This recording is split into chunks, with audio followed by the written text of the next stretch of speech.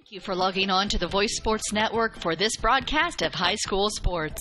We encourage you to go to the games and support your area teams. We know you have a choice, and thank you for choosing us. This broadcast wouldn't be possible without the support of the sponsors you hear throughout the game. We encourage you to visit their businesses and use their service as often as possible. Be sure to tell them thanks for their support. Now, sit back and enjoy the game, and be sure to subscribe to our YouTube channel.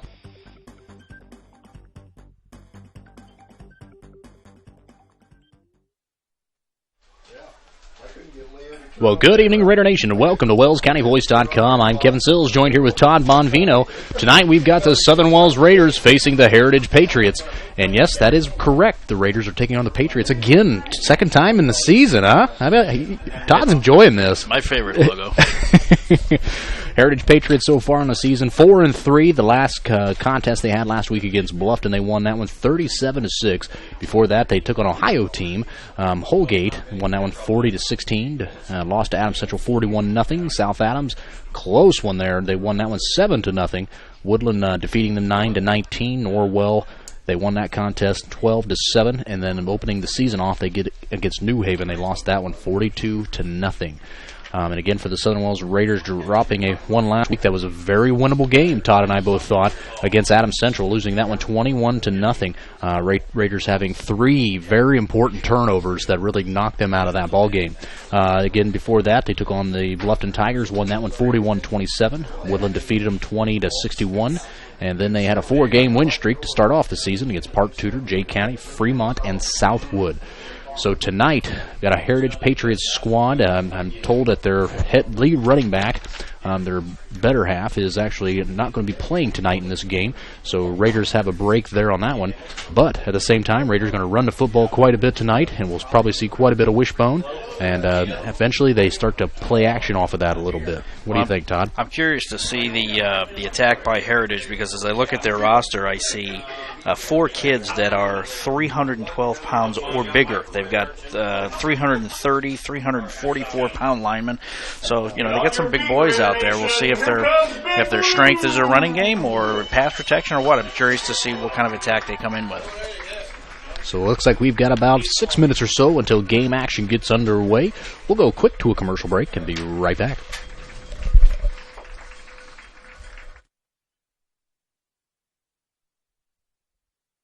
Bluffton Plumbing, Heating, and Electric strives to be your total service provider. Their licensed technicians can handle all of your electrical, plumbing, heating, and cooling needs, and now offers duct cleaning. No job is too small or too large for their service professionals. From electrical repairs, water heater replacements, sewer and drain cleaning, well repair, and remodel jobs. Bluffton Plumbing, Heating, and Electric, located behind Lowe's on Commerce Drive in Bluffton, 888-824-3332. That's 824-3332. Hyundai Motors is celebrating 40 years of serving Wells County and the surrounding area with an outstanding selection of low-mileage cars, trucks, and SUVs that are in fantastic condition. And their ASE certified technicians in the service department offer oil changes, brakes, AC tune-ups, as well as a full line of replacement parts and tires, and are the best in customer satisfaction. Visit HyundaiMotors.com to browse their inventory of new and used vehicles. Double-digit pay raises are history. Now money's a lot harder to get a hold of and even harder to hang on to. That's why I would like to offer you a free discount double check. I'll go through your car insurance policy to make sure you're getting the discounts you deserve and aren't leaving any money on the table. So call me, Kevin Beatty, at 824-1928. Because being there to help keep more of your money in your pocket is why I'm here. Like a good neighbor, State Farm is there. Welcome back, Raider Nation. Again, we're listening to WellsCountyVoice.com, live here at Southern Wells High School, Penedo, Indiana. Got a beautiful night for some football. A little bit of an overcast, but the clouds are starting to break up a little bit. Expecting a good game here tonight against the Heritage Patriots for the Raiders. And like Todd said, some big boys over there for the Patriots, so we'll see how that front line lines up against them. At the same time, I feel good about the Raiders' odds tonight, Todd. A lot of speed on that Raider backfield, a lot of opportunity, as long as they can keep a good, clean game. We've seen this before. They play good teams. They keep it clean. They limit the mistakes. Good teams, they stay right with them. Well, playing to the level of your opponent can be dangerous. And when you look at a team that went up against Woodland and only lost 19-9, that's impressive, to be honest, because Woodland, from what I've seen this year, that's the best team I've seen all season, maybe even last season too. So for Heritage to stay that close to them, it's indicative that they can play some ball. So it depends on how disciplined you are. That's been one of the Achilles heel for Southern Wells is turnovers. Last game with 3 of them, and like you said, only a 3-score difference. So it looks like a blowout on one hand when you just look at the score, but it was a lot closer than that score indicated. And a couple of plays, in particular that strip sack and change field position. I mean, that was at a point at which Wells was trying to tie the game late, I believe, in the first half. So a couple of plays can determine the outcome of a game here. So important for Wells to get some success on the ground early. They, to this point, only go to their passing game in dire situations. So, again, I'd love to see them implement a few more in-slants and short passes to keep the linebackers honest, so they're not just plugging the line on the defensive side. Gives their running game a little bit more success, but I expect them to go repeatedly to their to their motion option play and Bonawit to try and hit a seam here and there. So we'll see how aggressive they are. So if they go to the passing game or just stick with their bread and butter like they have for a long time under Coach Schenzer. So a couple minutes here till game time. Both squads are heading in midfield. I'm going to do the coin toss. So while they do this, I don't get this opportunity to say this very much, but the Chicago Cubs won a playoff game. Yes. That hasn't happened in a little while. He had a great game. I mean, Arrieta was unbelievable. He was awesome. I mean, he was still in the mid-90s towards the end of the game, and even when there was a little bit of trouble late in the game, and when he got beamed and everything, he still maintained his composure. And that's the second bench clearing we've had, because in the Toronto game today, there was also a bench clearing after their MVP candidate launched what could have been a game-winning home run foul. He didn't leave the box, so the pitcher started barking at him and had some benches clear. So interesting playoffs early on, but going back to 2003, that was the same year, and I'm a Red Sox fan, so I remember that playoff season very, very well. As they were facing the Marlins, the Cubs, they had a good series going, and they looked really strong with obviously the best pitching staff they'd had to that point. And it looked like at that point there was a really good chance that maybe we'd see the Cubs and the Sox in the World Series. And of course Tim Wakefield, Grady Little comes out and leaves Pedro in the 8th. Yankees come back, and Wakefield lets up the home run to send the Yankees to the World Series.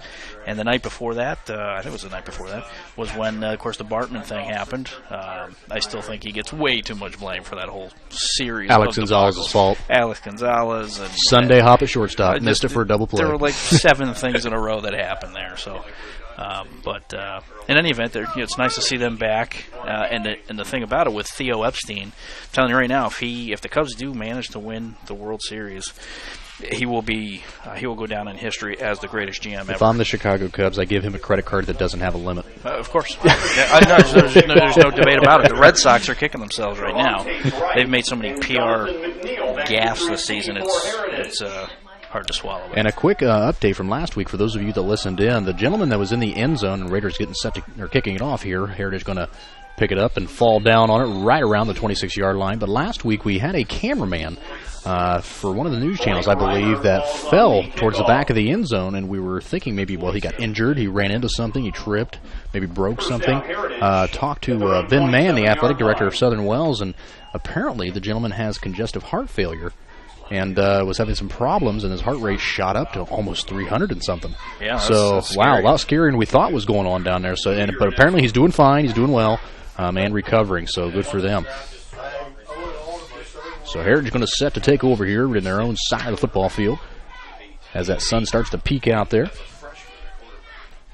Single back offset formation. Hand off over to the left side. Just off a tackle. Pushing forward. About a 3-yard gain on the play for Heritage.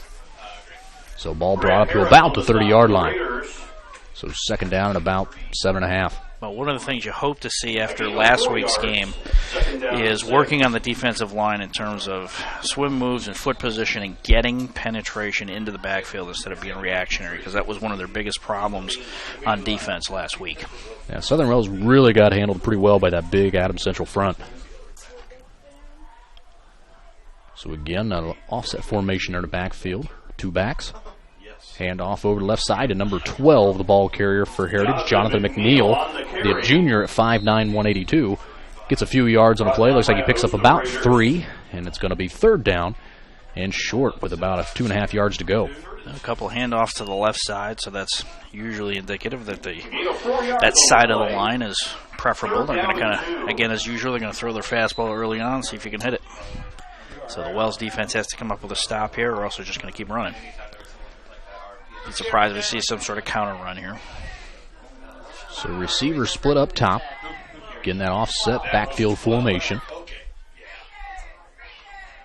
Here's a snap, handoff to the fullback. He continues to push forward. Looks like he's going to pick up the 1st down and a couple extra as they get a new set of downs, and that'll move the chains for the Patriots. Well, both guards so far are getting great foot position on the offensive line for Heritage and opening up some nice holes. So they're moving the ball, 3 and 4 yards a pop. That's all you need to set up the play action. So Heritage set for a new set of downs here. The wind blowing towards the bottom of your screen, so a little bit windy, but not too bad. So wing over there on the bottom side with a single receiver split out. Looks like there might be a false start on the play, and it will be against the Patriots. False start is a call against Heritage.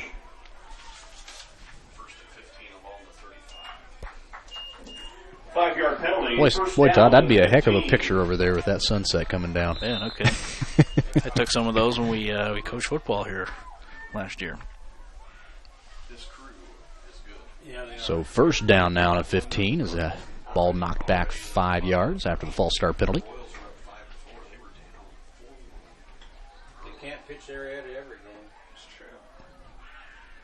Snap, handoff from fullback, left side. He's quickly met in the backfield. Looks like he's brought down by both Grant Harris and Hunter Schreiber on the play. There's that penetration as James Marua on the offensive line for Heritage got kind of overrun there with a double team, and that allowed the defensive lineman to get to the running back in the backfield before he had a chance to cut back. So now going, I thought maybe he might be going back to a pistol there, but no, they're going to go back under center. Drops back to pass.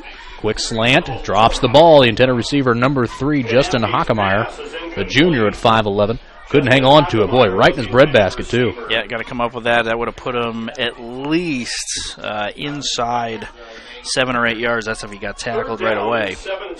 Instead, now it's a very difficult 3rd and 17 for Heritage, so we'll see what they pull out of their bag of tricks here. Look for a screen pass, something of that nature, but you cannot afford a pass interference if you're on defense. So Napke, the man under center, drop back to pass. He's got some pressure, gets it off, and again a dropped pass by number 28, Evan Napke. So I'm assuming that might be his brother. Evan Kanapke was the intended receiver. 4th down. I'm sure he's going to catch heck later on. He's going to have some harsh words for bro. Yeah, it's interesting. At this point in the season, it shouldn't matter. But when you get a lefty thrower, a lefty quarterback, it's a completely different spin on the football than most receivers are used to. It's a small nuance, but it does cause you or force you to catch the ball slightly different. That's why Bill Belichick of the Patriots loves a left-footed punter. He always uses lefties because the ball comes down differently. An end-over-end short punt there, but it's going to get a good roll for the Patriots. And that's going to be down right around the 30-yard line, but not after Daniel Biggs gave a hefty blow to one of the Patriots, trying to get him out of the way. Nothing like catching somebody off guard every once in a while. Hey, still a big hit. Get on the highlight reel for the end of the year. So Raiders going to set up here on offense.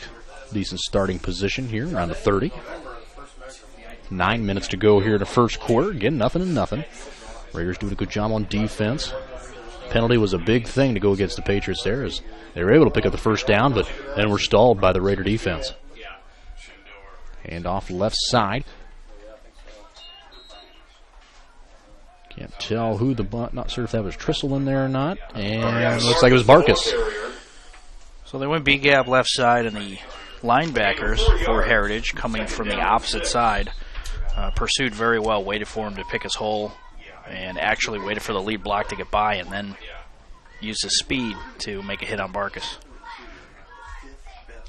So now single back formation, wings to both sides. Receiver out wide, that's Coleman. Man in motion, Barkus. Pitch to Barkus left side. Well, again, I hate where he carries that football. And he almost dropped that thing again.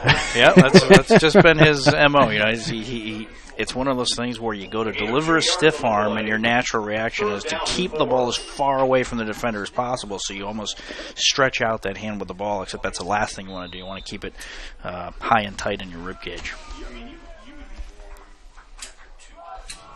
But good pursuit there laterally by the defense. Again, linebacking core of Heritage.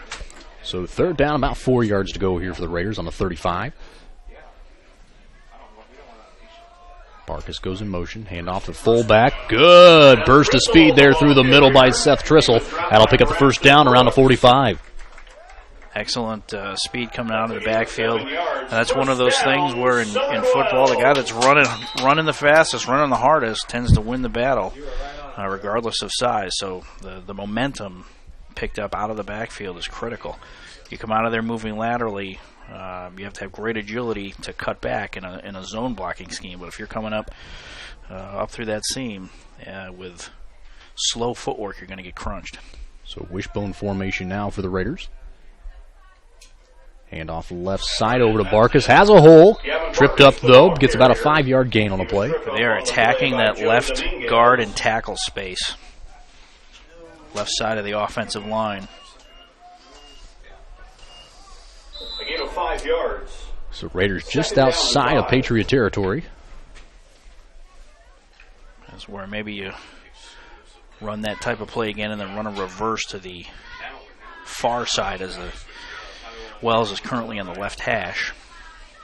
Single back formation, wings on both sides. Bass goes in motion. Hand off to Trissel over to the right side. Continues pushing forward, and Trissel's going to fumble the football, and it's going to be Patriots' way. So again, last week, Raiders struggled with those turnovers, and that's what caused them really to get out of the football game. Yep, Achilles heel shows up again. So no huge damage so far. Obviously, a lot of game to play early in the game, but still, establishing that early lead changes how you approach the rest of the game, especially when you're a running team. Because for Wells, obviously, we've talked about this in length, they are not good at coming back from big deficits, so they want to get that lead and burn the clock up. Offset formation here, hand off to number 33, and right there are the Raider defenders. Well, the left tackle or tight end, whoever was on that side, completely whiffed on the block, and just it almost looked like it was going to be a play action toss to that side or something, because that defender was almost stutter stepped right there because nobody touched him. So great job by Elijah Barkell there on the tackle. That'll bring up second down now and about 12 after the loss. Offset formation. Knapke there under center. Handoff goes right side, and Raiders again right there, and that's Barkus in on the play. McNeil, the ball carrier. Gavin Barkus was there for the Raiders. So we're going to bring up third down and long now, as the ball's just back to the line of scrimmage. 2 yards. Third down and 10. So clock under 6 minutes now for the first quarter.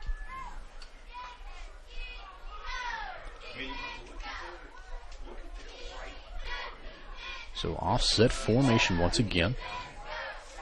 So I haven't seen much when Raiders trying to time that. It looks like Knapke's going to take off left side. He gets on the outside of everyone. Very close to a first down. It's going to depend on the official spot. I'm surprised he got as far as he did. I didn't think he had a chance of making it, but he got pretty close. Oh, they're marking him way short. And that's going to put him right around the 45-yard line, so that's still 2 yards short of the first down on fourth. Inside Wells territory, you probably play field position here, but I don't know. You might. It looks like they're going to go for it.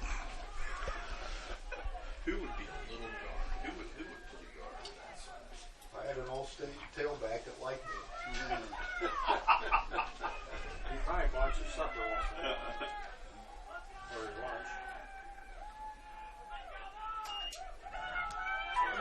He is stopped. McNeil. Yeah, it looks like Raiders going to get a big stop on the play, and folks, we're a little bit backlogged here on our broadcast, so you may not be with us completely live, just so you know. The Raiders take over on downs, 1st and 10 at their own 44-yard line. So just over 5 minutes now left in the first quarter.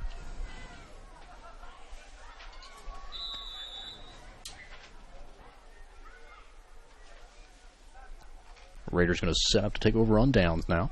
44-yard line. Here we go. 1st and 10 for the Raiders. So it's almost like they run a couple plays and just got a first down and just pretty much put it right back where it was. Sometimes it just works out like that, Todd. It does. Hand off over the right side to Trissel.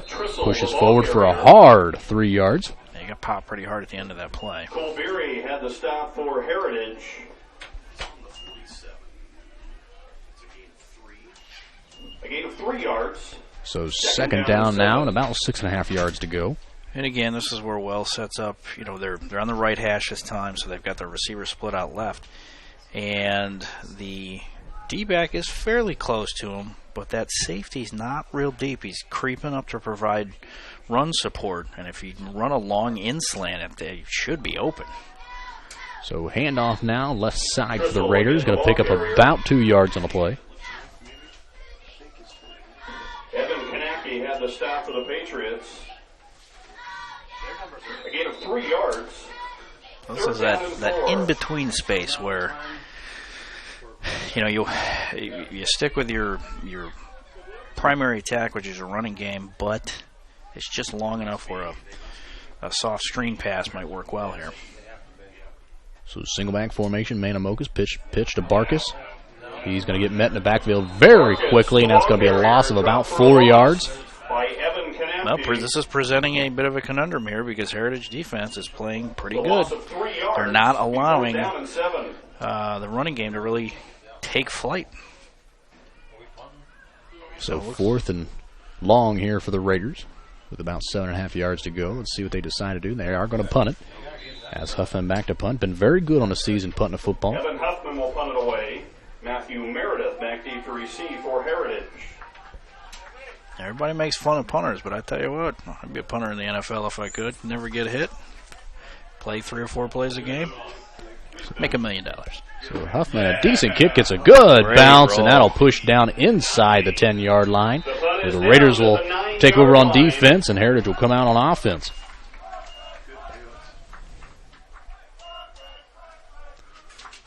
So teams will First down, Heritage. set up their 11 men and get set to go on this set of downs.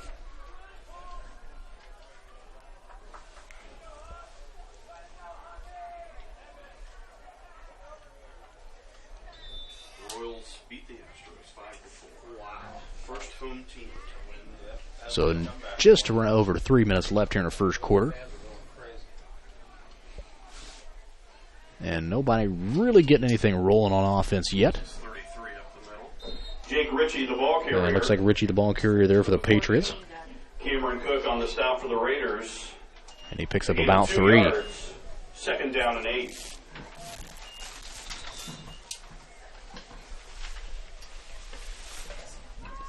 So again, folks, we are getting some technical difficulties on this end with our internet connection.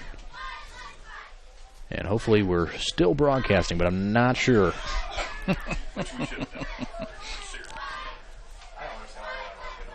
So second down and about 7 here. Handoff. Running back tries to kick it back, picks up about 4 yards. Tripped up on the play by Grant Harris. That'll be 3rd and short now for the Patriots. I'm surprised more teams haven't gone to a shotgun short passing game. Third down and 2. And the running game obviously is easy to execute on the chalkboard, but when you make guys cover, you can create opportunities and give your running game more of a chance to develop when you have both sides of your offense implemented into your playbook. So 3rd and short now for the Patriots. Drops back to pass. Throws one into the flats. Caught by number 12. He's got some speed to burn over there. Picks up an extra set of yardage after the first down. Brings it up to right around the 30-yard line. That's a good example right there. A short rollout, a high percentage pass where you're likely to complete that, and you put your guy in motion. And if it's not there, he can tuck and run up the field. I mean, I like that type of attack.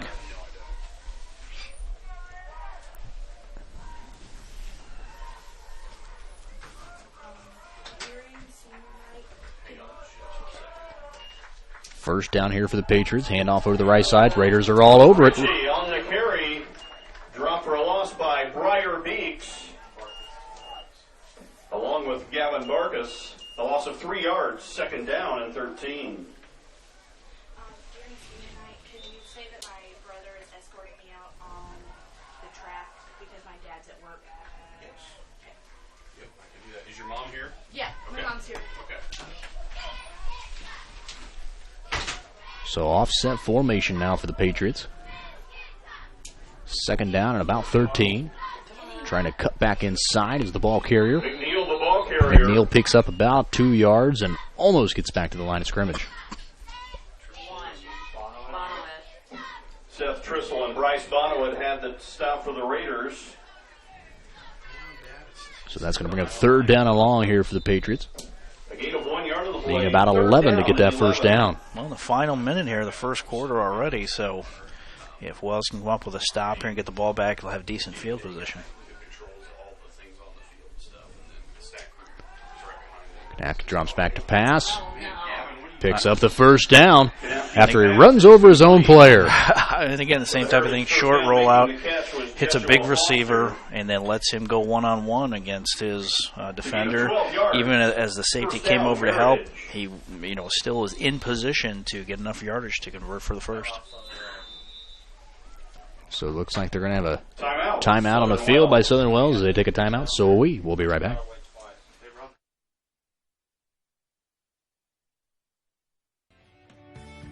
Hyundai Motors is celebrating 40 years of serving Wells County and the surrounding area with an outstanding selection of low-mileage cars, trucks, and SUVs that are in fantastic condition. And their ASE certified technicians in the service department offer oil changes, brakes, AC tune-ups, as well as a full line of replacement parts and tires, and are the best in customer satisfaction. Visit HyundaiMotors.com to browse their inventory of new and used vehicles.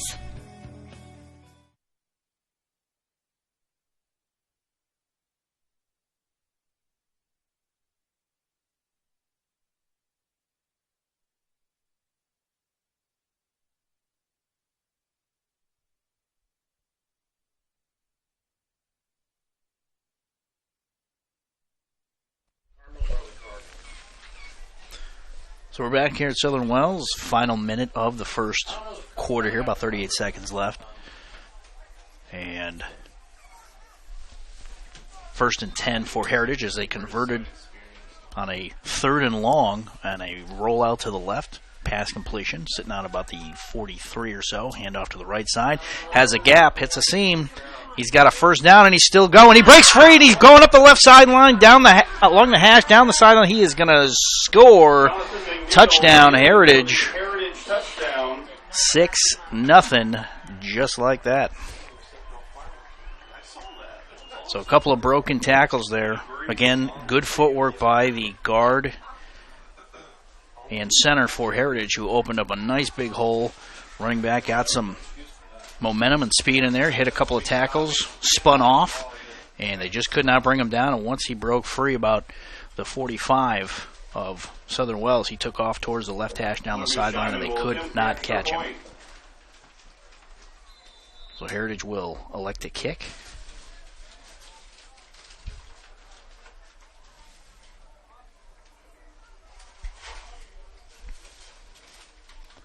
Snap, hold, kick is good. The kick is good. 7-0 Heritage. And just like that, I got to steal the thunder from Kevin Sills. The one play that he lets me have, the guy scores a touchdown. That figures. So 26 seconds left as Heritage prepares to kick off here in just a moment. So Southern Wells down early in the game, and at this point, the running game is struggling a little bit, so they're going to have to open it up a little bit and try something different because they cannot afford to fall behind 2 scores plus going into the second half. being a running team. It becomes more and more difficult to score with any efficiency when you're constantly running the ball for 2 and 3 yards if you're down 14, 17, 21 points. So it's important here for Wells to answer, because last week they had a number of turnovers that put them into a bad position, and they've already had one tonight. Heritage has taken advantage and put the biscuit in the basket, so we're down 1 score as we head in towards the end of this first quarter. A lot of football to play yet. Lucas Scheinman will kick off for Heritage. Seth Trissel back deep to receive for Southern Wells. Trissel back there to return for Southern Wells as Schumann gets ready to kick off.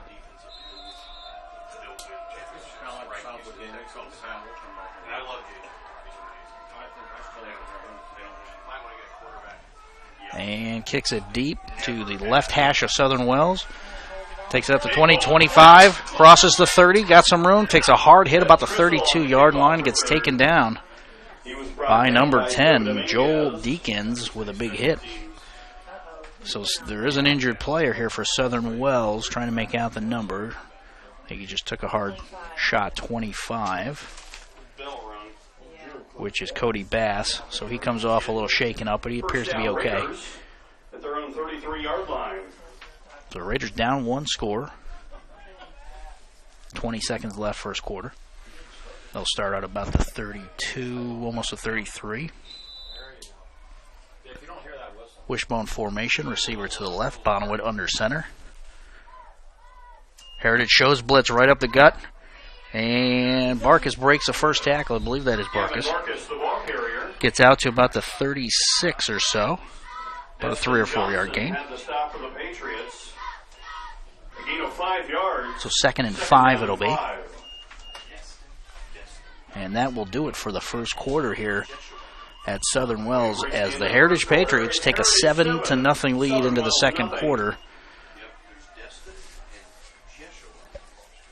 And we will take a quick break here on WellsCountyVoice.com. At First Bank of Bern, you can depend on us for checking accounts that fit your needs. We have free checking with no strings attached. Absolutely free checking with a free Visa debit card, free online banking, even mobile banking. Stop by or call any First Bank of Bern office. We'll help you find a checking account that is perfect for you. First Bank of Bern, employee-owned and conveniently located. Visit us online at firstbankofbern.com. Member FDIC, equal housing lender.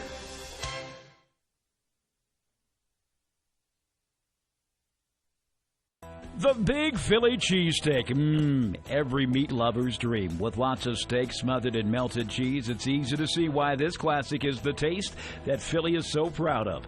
Subway melts loaded up with your favorite fresh fixins and lots of ooey gooey melty cheese. They're the ultimate in flavor. For a limited time only, try the chicken cordon bleu or the chicken marinara melt. It's melted goodness made irresistible. Subway of Bluffton. Eat fresh with 2 locations to serve you on North Main and inside Walmart.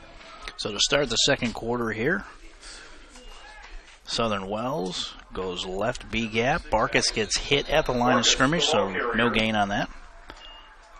Maybe even a very short loss, but it'll be 3rd and about 5, maybe close to 6. Avery on the staff for the Patriots. So again, Wells having intermittent success in their running game, and they have yet to pass. So 3rd and 5 it'll be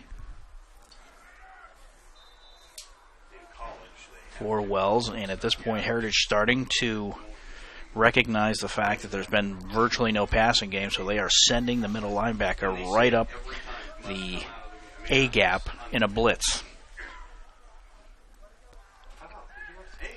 And Bonnewood rolls out to the right at a pass, and he completes it at the 45, takes it to the 50, across to about the 46-yard line.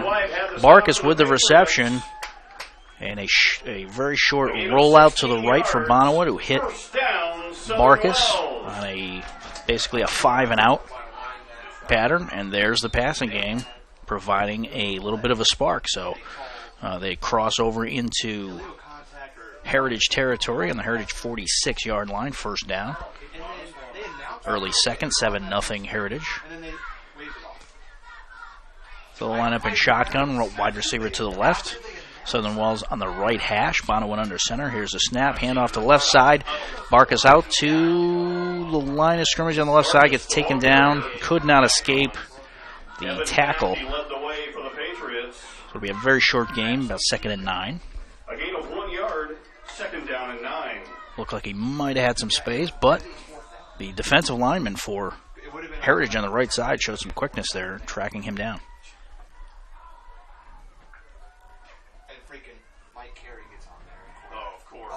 Sometimes there's a discussion. So, ball in the center of the field. Wide receiver set to the right. Wishbone formation. Bono went under center. Here comes the blitz up the A-gap. Bono rolls out to the right, but he gets taken down right away on the blitz. Could not roll out quick enough to get away from the pressure. And a huge sack puts him all the way back to the 45-yard line of Wells. So 3rd and 19 now for Wells. See if they implement a passing play here.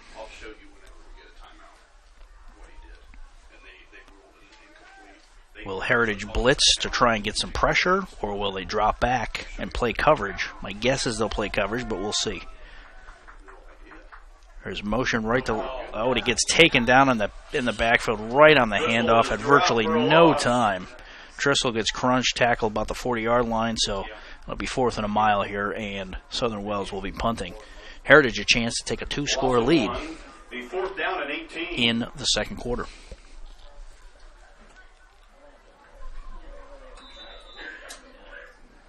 Evan Huffman will punt it away for the Raiders. So Huffman punting. Wind blowing towards the bottom of your screen, but not too terribly hard. Minimal impact tonight. Here's a snap. It's good. And the kick is off. Right down the center of the field. Skips off to the left. Taken by number 12 of Heritage, who advances about 5 yards and gets taken down on about the 30-yard line. Gavin Barkas was there for the Raiders. So Jonathan McNeil with the return. Heritage 1st and 10. About 8.5 minutes or so left in the second quarter. Currently holding a 1-score lead, 7-0. Heritage using a little bit more of a passing influence in their offense. Wells passed for the first time tonight with some success. Heritage with a lefty quarterback. There's a rollout to the left, and he's going to put it up in the air. He's got a man. Oh, overthrows. Pass is incomplete. Joshua Foster. Joshua Foster was the intended receiver. On a slant out. The coverage for the Raiders. 2nd down and 10. So Coach Lehrman going to the passing game again, trying to force the Wells cornerbacks to stay disciplined in coverage. And what that does as well is forces the safeties for Wells to drop back and respect the pass. It minimizes their run support. Handoff to the right side, taken down early. McNeil with a short gain, about 2 yards or so. Make it 3rd and 8 here. 2 yards, 3rd down and 8. They sit on about the 32, 33-yard line. So a chance for Wells now to turn the tables and get the ball back.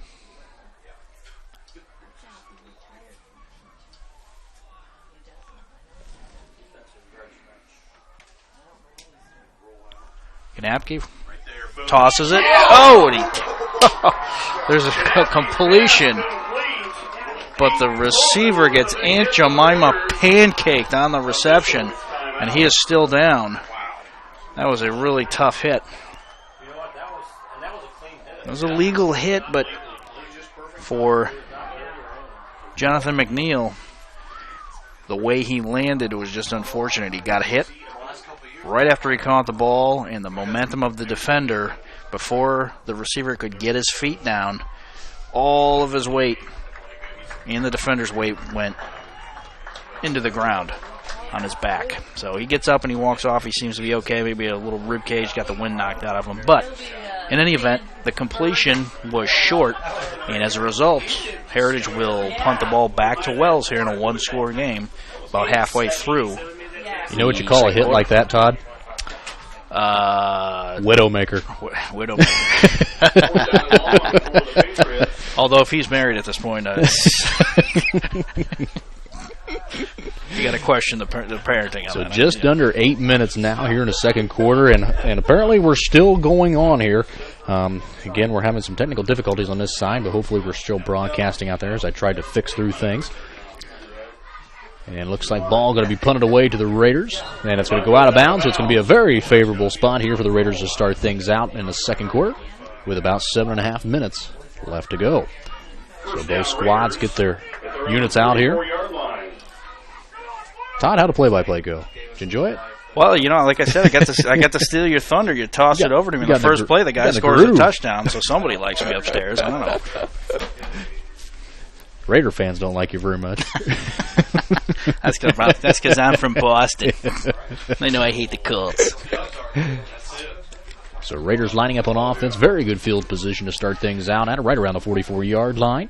Single back formation, wings to both sides. Here's a snap, handoff over right side to the fullback. And it looks like Trissell's going to pick up about 2 yards on the play or so. Good gang tackle after the initial hit. You wrap up low, and the secondary defender came in and took Trissell down. 2 and 3 and 4 hits. So that linebacking core very good at lateral pursuit for Heritage. So second down now, about 8 yards to go here for first. That was Trissell. And Todd, did my eyes deceive me? Did I see a Raider pass earlier? There was a pass completion and a first down. Oh, he's got a nice run. So good run right up the middle by Seth Trissell as he fights through some would-be tacklers. Boy, the safety saved the day on that one because he burst right up the right hash, and the safety was the only guy left, and he went low, and it's a good thing he took him down. Otherwise, Trissell would have gone the distance. So Raiders picking up the first here. Or according to the sideline judge, third down. Nope, there he changed it to first. So Raiders now into Patriot territory. Marcus goes in motion. QB keeper by Bonowit. Good keeper on that one. He's got some speed to burn. 10-5, touchdown Raiders! And Raiders answer right back after the Heritage touchdown run. Well, that favorite play in the back pocket of Wells that Bonowit loves to run, that option play, especially to the right, where he fakes the toss and then keeps it and cuts in that B or C gap lane, and he's taken it the distance about 3 or 4 times this year on that play. So Raiders going to attempt the extra point here.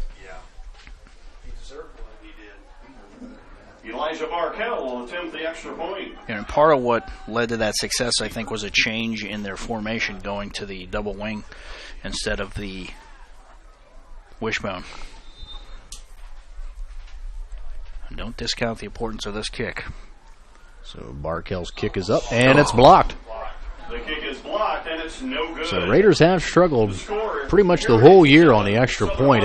Not sure if just not blocking up front really is all it's been. That is a huge special teams gaffe because, you know, for the kick to get blocked, you have to get on an extra point attempt. You have to get immediate penetration. So somebody missed a block on that offensive line, which is a shame because it's hard enough to make the kick accurately, but when you're getting guys that are diving in and getting a hand on the ball, it's impossible. So a 1-point lead now that changes the strategy a little bit here later in the game. We'll see how it plays out. At some point, Wells may have to go for 2. 6:21 left here till half. Again, a wonderful night for football here. Just a light breeze. Just light jacket weather all around. Pretty warm for this point in the year. Like we were talking about before. It's no snow or anything crazy like that. It was a couple games. It's a bonfire night. Yeah, exactly. So Raiders set to kick this one away. Schreiber will be out there to boot it up for the Raiders. Jonathan McNeil and Trevontae Bright back deep to receive for Heritage. So kick is up for the Raiders, and a squib kick coming up the middle. And Patriots don't handle it very well. Raiders quickly onto it, and they'll take over right around the 34-yard line for the Patriots. Blake Reimer with a short return.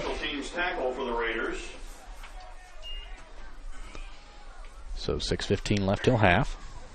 Your Subway scoreboard 7-6 in favor of the Patriots. First down, Heritage at their own 35-yard line. Still a fairly defensive battle so far tonight. Offense is starting to experience some success on both sides. So offset formation for the Patriots. Handoff straight up the middle. Raiders were not ready for it. Fumble play. Oh! And the Raiders fall on it and let go. As number 80 for Southern Wells, Zach Biddle was unable to hang on. And Zach Biddle got so excited that the ball was there. I think he couldn't decide whether to try and grab it or fall on it, and he kind of did a little bit of both, and the ball skipped out of his, just kind of slipped out of his hand, and Chad, that's unfortunate. Have you ever seen the newer Longest Yard movie with Adam Sandler? I have not. The guy always keeps filming the football. It says that he ate popcorn before the game. Maybe Zach Biddle had popcorn before the game. So handoff over the right side after the first down, as what would have been a big opportunity for the Raiders. Now a big opportunity for the Patriots. Well, we'll probably look back on that play because a change of possession there would have given Wells a chance to march down and close out the half with the lead. Instead, if Heritage is able to take advantage of the fumble recovery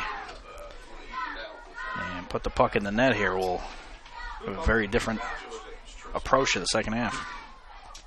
Handoff straight up the middle again. He's got room. Plenty of room for the run as Bonnewood trying to catch up with the fullback, brings him down right around the 7-yard line. Well, we'll see if the effort by Bonnewood pays off, because he could have easily given up on that play. If the Wells defense here can force maybe even a field goal attempt, they can kind of save the day here, but so Kanapke, the big run that time. well, once again, the guard play for Heritage has been phenomenal. They're just opening holes right up the gut in the A-gap over and over. So offset formation, hand off the fullback again. Kanapke the ball carrier pushing forward. The middle. Very close to the end zone, but about 6 7/16 inches short. Second down and goal at the 1. That's why we call you Eagle Eye, That's right. among the other names that I can't Just mention. don't call me late for dinner.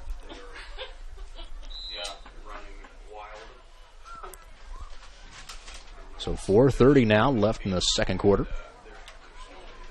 Patriots pounding on the door to the end zone.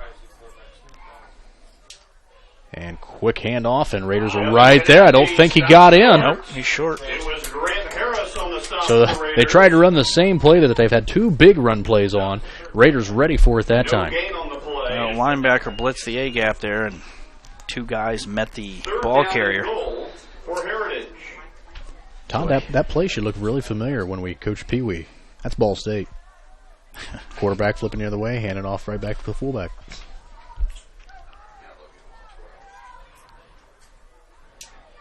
And off right side again, and Raiders again are there. So the Bonnewood tackle, the run down here on that long run may pay off. Let's see if they go for a field goal attempt or if they go for it. 4th and goal. Very interesting call here. Do you take the points already up 1? Because that puts Wells into a spot where they need to score a touchdown to take the lead. Or if you don't trust your kicking game enough, do you try and punch it in, and if you fail, you leave Wells with a 99-yard. And I'll tell you what, Heritage just brought in a big boy. And I'm not Are sure they if they going- might be doing a little fridge refrigerator play. Perry. Yeah. Let's see if we can see the number of that. That's a bad big memory gentleman for over me. there. Timeout. As you remember, the 85 Bears squad douched my Patriots. Our cross-country seniors, along with I'm our trying to cheer get the seniors number of the and big our gentleman that's over there. That's got to be the 6'6" kid Is right that here. 6'6", 344. That's Myers. Jake Myers. Yep. we recognize after the I got a game. feeling we're getting a refrigerator Perry play coming here.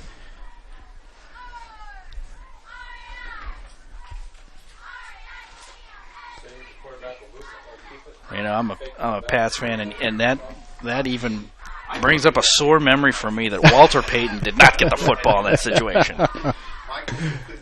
Now, a few years back, the Southern Wells would play Fremont. Fremont had a large gentleman.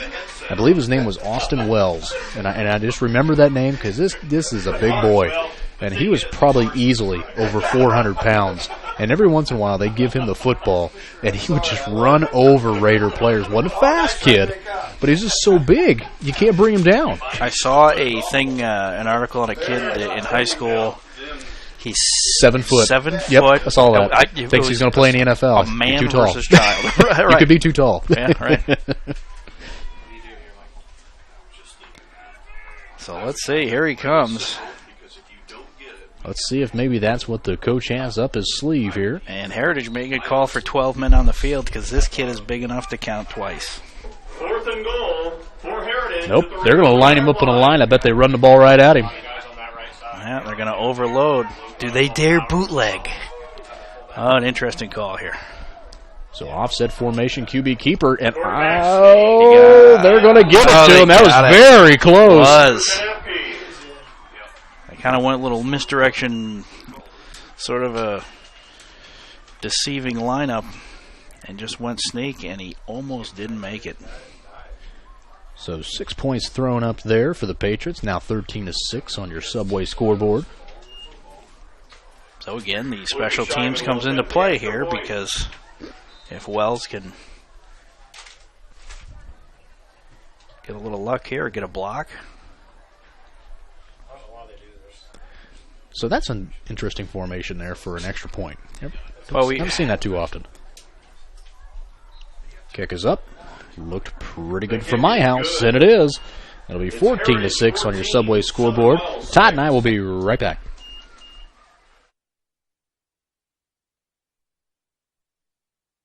T.W. Fable, a modern American restaurant, is located inside the clubhouse at Timber Ridge Golf Course at 2330 East, 250 North in Bluffton. You can enjoy a fine dining experience Tuesday through Thursday, 5 to 9, Friday and Saturday, 5 to 10. Kitchen closes 1/2 hour prior to lounge. If you are looking for a great spot to have lunch, visit 250 Grill to enjoy some sandwiches, wraps, salads, and appetizers. T.W. Fable Restaurant, 2330 East, 250 North at Timber Ridge Golf Course. Reservations recommended by calling 260-353-1360.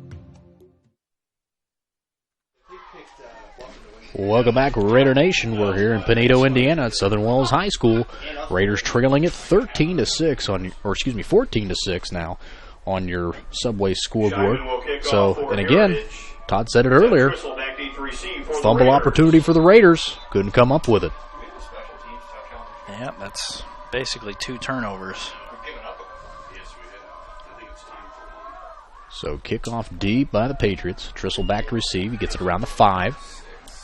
Coming up looking for a hole. He has one right there. Oh, and it closed quick. He couldn't get through it quite fast enough, bringing it up and around the 34-yard line. Well, that hurt me just watching him play. 40 gets up a little gingerly. Along with Justin Hockemeyer. A good field position to start here.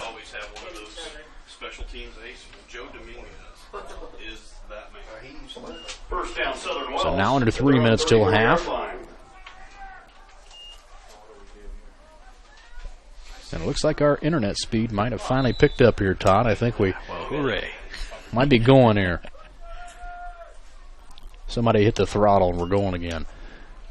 Keeper that time, Mike Bonowit. He's got a hole to run through, trying to bust it outside, looking to get forward and upfield, gets it right around the 44-yard line into Patriots territory. So they go back again to the favorite play, the play that's given them the most success this season. Fake option right, keeper up the right seam, and Bonowit with a great stiff arm there to get some additional yardage after the initial contact. Single back formation, wings on both sides. Man in motion's Cody Bass. Hand off from the fullback, Trissel. He'll pick up about 4 on the play. Gonna bring up 2nd down and 6. And the last several plays now, ever since Wells scored on that same play, Heritage has not blitzed up the A-gap because Bonowit has been able to get to the outside before any pressure can come up the middle. So a little bit of a chess game here. Bonowit again keeps it, finds the hole over right side. 1st down for the Raiders, right around the 30. Joe Dominguez had the stop. That's a gain of 10 yards. 1st down, Southern Wells. So Heritage needs to jump on the chalkboard and figure out who's getting blocked to create that seam. or Wells is just going to keep running. Wouldn't be surprised if they ran the mirror play to the left side this time. So 2 minutes now till half. And off straight up the middle to Trissel. He continues to push forward. Forward progress is stopped, but he got about 5 more yards from where he landed. So it's going to bring up second down and about 5 yards to go. Trissel, not the biggest guy in the world, but he comes in there with a lot of speed, good agility. Hand off, left side. Nope, going to keep it this time as Bonowit cuts through a few defenders, picks up the first down, now inside the red zone. So there's the mirror of that play, just to the left side. By far, I'm surprised Heritage hasn't called a timeout to go over the blocking scheme on this because they're getting killed on it. So Raiders will take a quick timeout. So will Todd and I. We'll be right back. Pizza Hut is changing the way you think about pizza with their Flavor of Now menu. With over 2 billion combinations of new ingredients, crusts, and sauces, you can customize your pizza and take it where pizza has never gone before. But don't stress, all the old-time favorites are still available. At Pizza Hut, it's everything you've always loved about pizza and more. Order online now at pizzahut.com or download our mobile app. Pizza Hut Flavor of Now menu at your local Pizza Hut in Bluffton.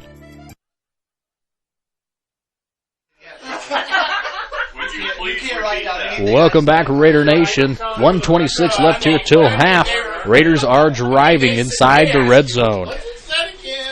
Well, the running game sparks has been opened up because they're going off tackle on either side and experiencing some success. So the middle linebackers for Heritage, who are getting great pressure up the middle and really kind of foiling the whole formation, wishbone formation. And since going to the wingback formation, Wells has done a nice job of putting a man in motion, getting an additional blocker out there on either edge, and then taking advantage. So the linebackers for Heritage have to be able to move a little bit more laterally in versus this formation. And there is the pressure. So there it is, big number 74. That's Jake Myers, all 6'6", 344 pounds of him. So he steamrolled the right guard, and as a result, right after the snap, as Bonowit took his first step, he got met and tackled for a loss.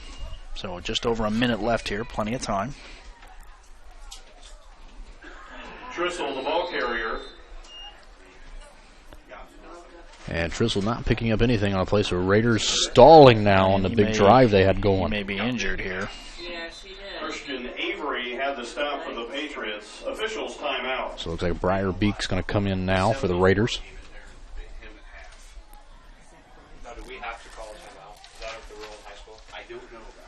So we'll take a quick injury timeout, and we'll be right back.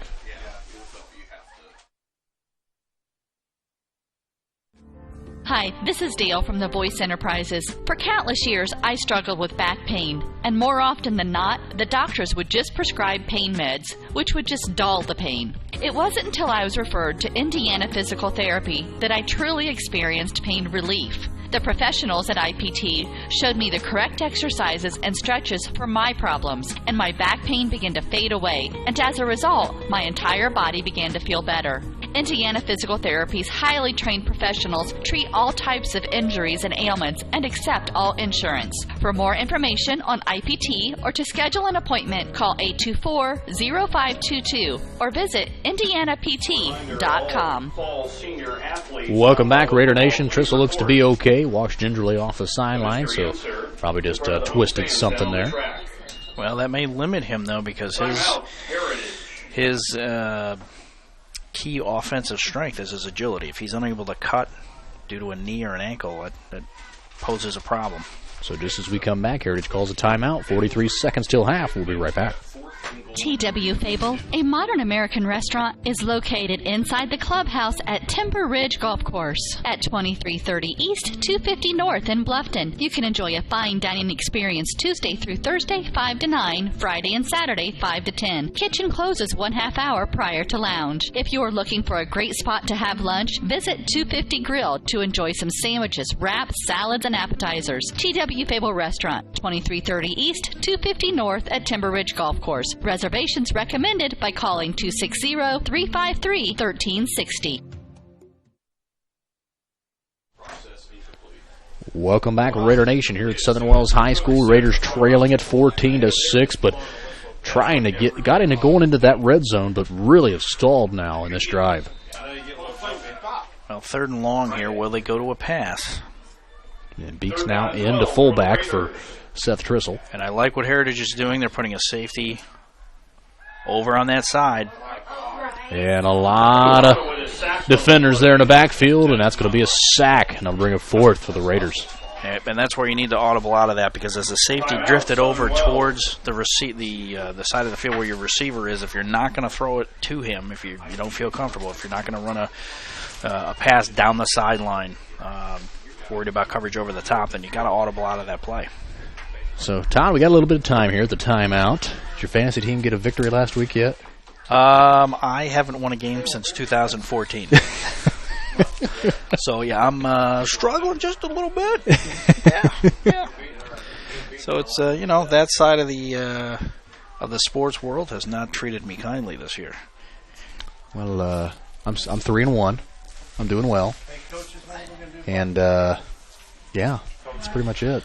Man, I can't. I played my dad too, and he beat me up. So. And I don't got any real big superstars. I got one. Aaron Rodgers is my quarterback, so that always helps you out any time of the week. And at the same time, I just play matchups. I draft. I get rid of a lot of guys. I move players a lot during the week, and I play matchups all the time. Yeah, if you're playing the Jacksonville Jaguars or the Houston Texans, I'm probably going to pick you and put you in my starting lineup. Exactly. That's how you do it. Bonaway drops back to pass here on 4th down, throws it up for Keaton Coleman, tries to reach for it, but unable to get it, and that's going to be a turnover on downs with 28 seconds left here for the Patriots to take over. Well, we just talked about that play moments ago, and I at least like the attempt because Bonaway had a straight 3 or 4 step drop back and then toss it up right down the sideline, so minimal help over the top from the safety. It was basically just a one-on-one. They just could not connect.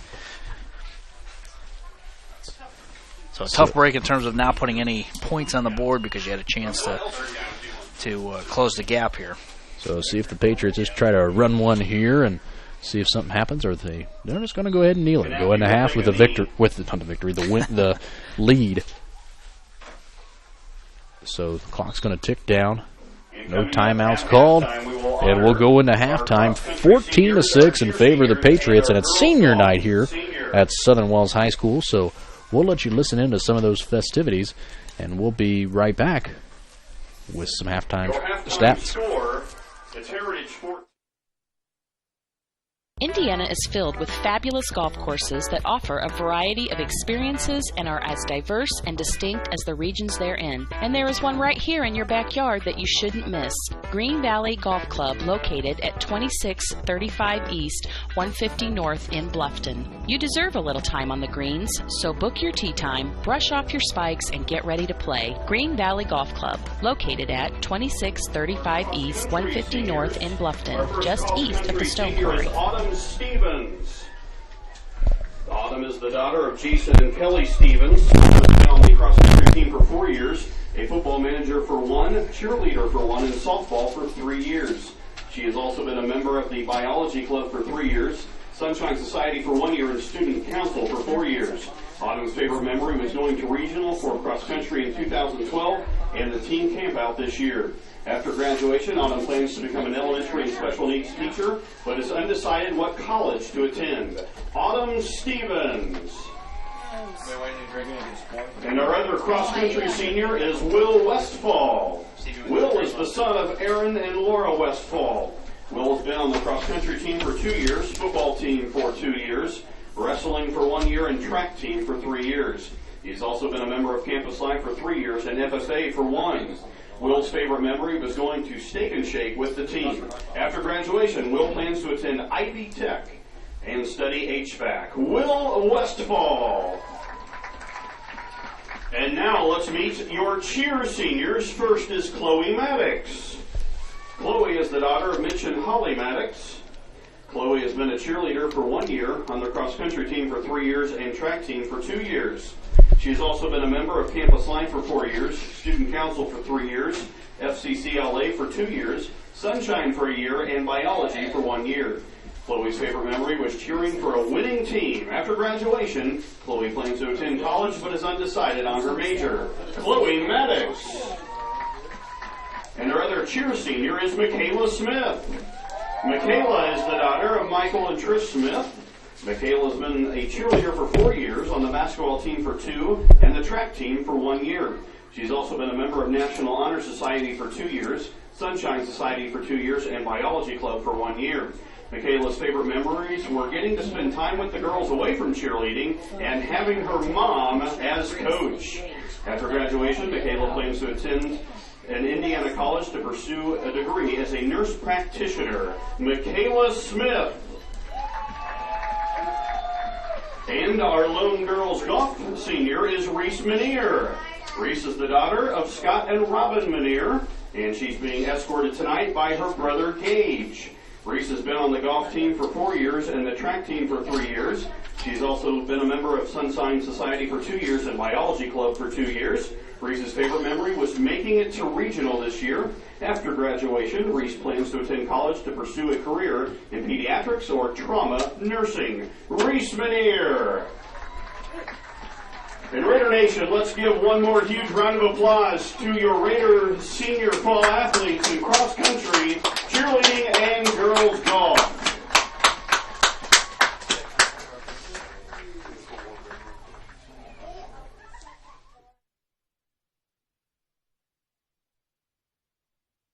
Costly misconceptions about collision repair. Brought to you by Lauren's Body Shop. The insurance company is responsible for selecting the shop to repair your vehicle. False. Insurance agents and adjusters have no authority in telling you where to have your vehicle repaired. It's your investment and responsibility to select a competent collision repair facility. In business since 1951, Lauren's Body Shop on East Dustman Road specializes in insurance collision repair, offers free estimates, and an outstanding limited lifetime warranty. Visit laurensbodyshop.com.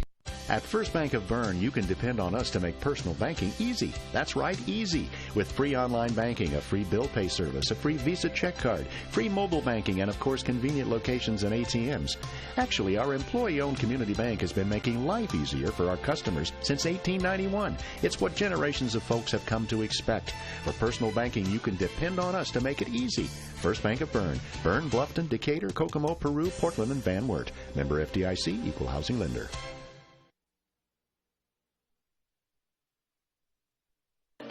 The new Kaler Nickel Foundation Family YMCA, 550 West Dustman Road in Bluffton, is now open and invites you to stop by and take a tour of the new facility. When you join the Y, you're not just a member of a facility, you're part of a community, surrounded by friends as well as caring and knowledgeable staff. Here are just a few of the benefits of joining the Y.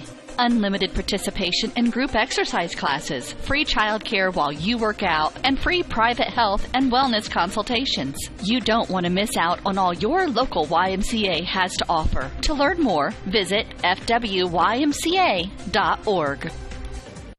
The new Kaler Nickel Foundation Family YMCA, 550 West Dustman Road in Bluffton, is now open and invites you to stop by and take a tour of the new facility. When you join the Y, you're not just a member of a facility, you're part of a community, surrounded by friends as well as caring and knowledgeable staff. Here are just a few of the benefits of joining the Y. Professionally trained staff support, the opportunity to bring guests, plus various youth programs. You don't want to miss out on all your local YMCA has to offer. To learn more, visit fwymca.org. Great. I've got to walk by dresses, then hosiery, then women's fine clothing. Where are the men's clothes? Men, does this sound familiar? Avoid the women's department altogether by going to Masterson's Incorporated Store for Men. You heard right, a store for men. At Masterson's in Bluffton, you'll find famous make clothing like Palm Beach, Calvin Klein, Lauren, Van Heusen, and shoes by Johnson Murphy, Florsheim, and Dockers. Masterson's also has tuxedo rental and is the Boy Scout and Cub Scout distributor for the area. Wow, look at this. A store just for men. Masterson's Store for Men, 127 West Market Street. What do you guys want to eat for supper tonight? I want Paschetti. I want Paschetti. Paschetti's Italian restaurant, where yes, you can get spaghetti and so much more. Subs, sandwiches, burgers, calzones, pizzas, salads, and a whole menu full of Italian cuisine and desserts.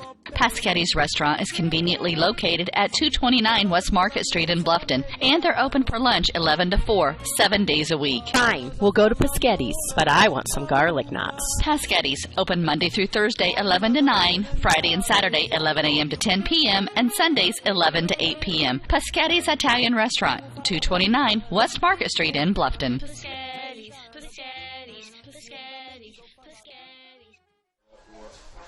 Welcome back, Raider Nation. You're listening to WellsCountyVoice.com. We've got about 10 minutes or so till we get some game action back underway. Again, senior night here at Southern Wells High School. We let you listen in to some of those folks down there that they talked about. And we've got the Raiders trailing at 14-6 on your Subway scoreboard. And Todd, what do you got for us? A couple things on the Wells offense. I try and maintain their wingback formation, maybe implement some more rollouts and passes. I try to identify the gap in which number 74 Jake Myers is in, and maybe audible away from that lane, because every time they've gone to his side, he's gotten penetration and disrupted the play. I might also try and bootleg away from the wide receiver side, where the safety is starting to provide pass help over the top in the secondary. So by rolling or bootlegging to the weak side, you can have the strong side wingback kind of run a little trail play in the same direction as Bonawit and give him the option to either toss it to him, to that wingback, would likely be covered by a linebacker and have a good chance of getting separation, or let Bonawit run with it. Defensively for Wells, the safeties are in a tough spot because they have to honor the pass right now, which reduces their run help.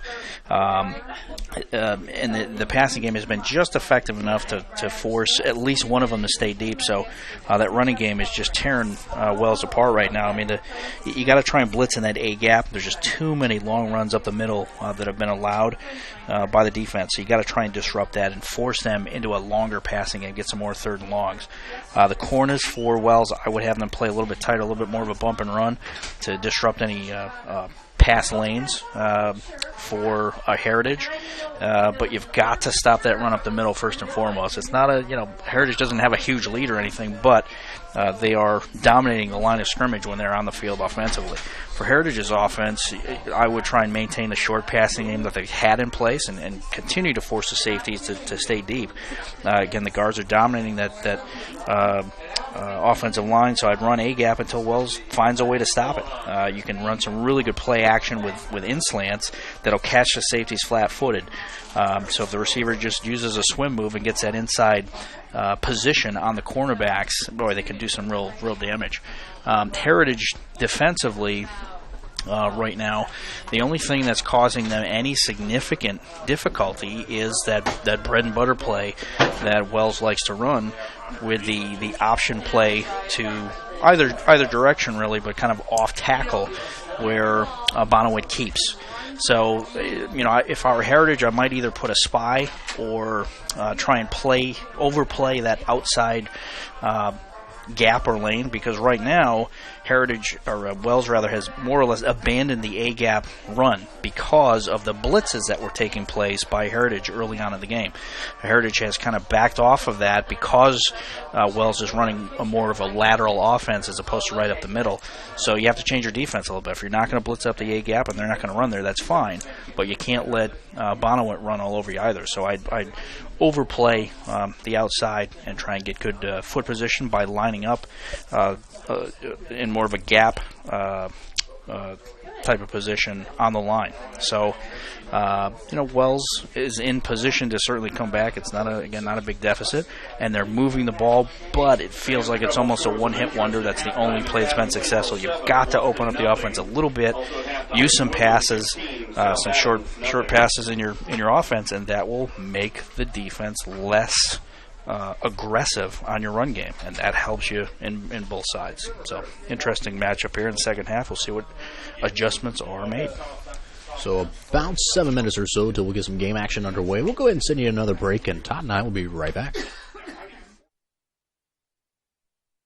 Bluffton Roofing Incorporated prides themselves on developing a long-term relationship with their customers, listening to their needs and suggesting the proper course of action, be it preventative maintenance, repair, or replacement. Bluffton Roofing and owner James Worth are GAF certified and are certified weather stopper roofing contractors. Bluffton Roofing is fully insured, protecting you and your home. Call 824-3564 or 307-6313. Bluffton Roofing Incorporated. Quality first home improvements. Troxel Equipment offers a full line of John Deere equipment. Troxel Equipment features a large inventory of all makes and models of pre-owned equipment that has been well maintained and ready for service. Most of Troxel's pre-owned equipment was traded in from owner-operators. Be sure to ask about our certified pre-owned units. Troxel Equipment has the ability to customize your financing, lease, or installment contracts to meet your cash flow needs. Visit any of our 3 locations in Bluffton, Huntington, or Wabash, or check out our website for our inventory of new and pre-owned equipment. Troxel Equipment, the dealership you can trust. At First Bank of Bern, our personal commitment to the communities we serve is our main goal. It's a time-honored commitment that keeps the financial needs and concerns of our customers our #1 priority. We're owned and staffed by your friends and neighbors. We count it a privilege to be an active part of the communities we call home. Strength, security, tradition, and a century-plus commitment to the generations of the customers and businesses we've so proudly served. First Bank of Bern. Depend on us. Member FDIC, Equal Housing Lender.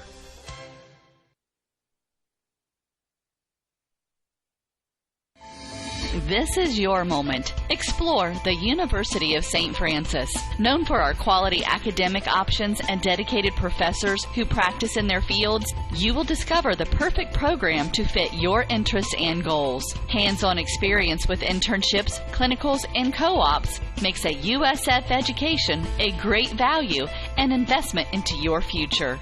Apply now at sf.edu. We are seeking applicants for $15 million in scholarships this year. This is your moment. Believe. This is your moment. Explore the University of St. Francis. Known for our quality academic options and dedicated professors who practice in their fields, you will discover the perfect program to fit your interests and goals. Hands-on experience with internships, clinicals, and co-ops makes a USF education a great value and investment into your future. Apply now at sf.edu. We are seeking applicants for $15 million in scholarships this year. This is your moment. Believe.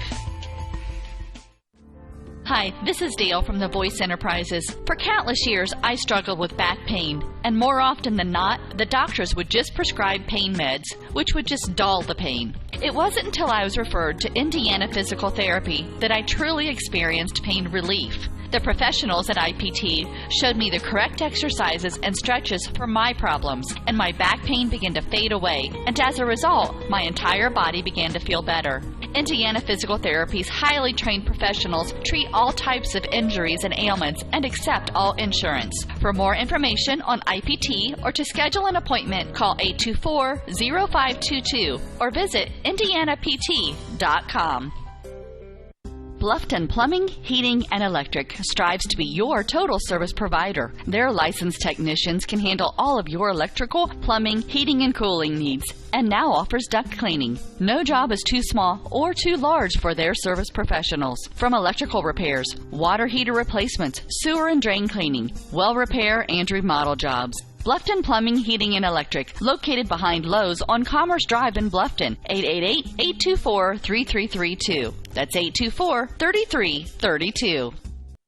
It took Subway restaurants to do flatbread sandwich great, fresh roasted until its flavor reaches the towering peaks of Mount Delicious. You may have had other flatbread, but once you sink your teeth into this appetite-busting mountain of flavor, you'll know this is the real deal. Get any of your Subway favorites on our full-flavor flatbreads and let your taste buds sink into the delicious depth of goodness. Subway of Bluffton, eat fresh with 2 locations to serve you in North Main and inside Walmart.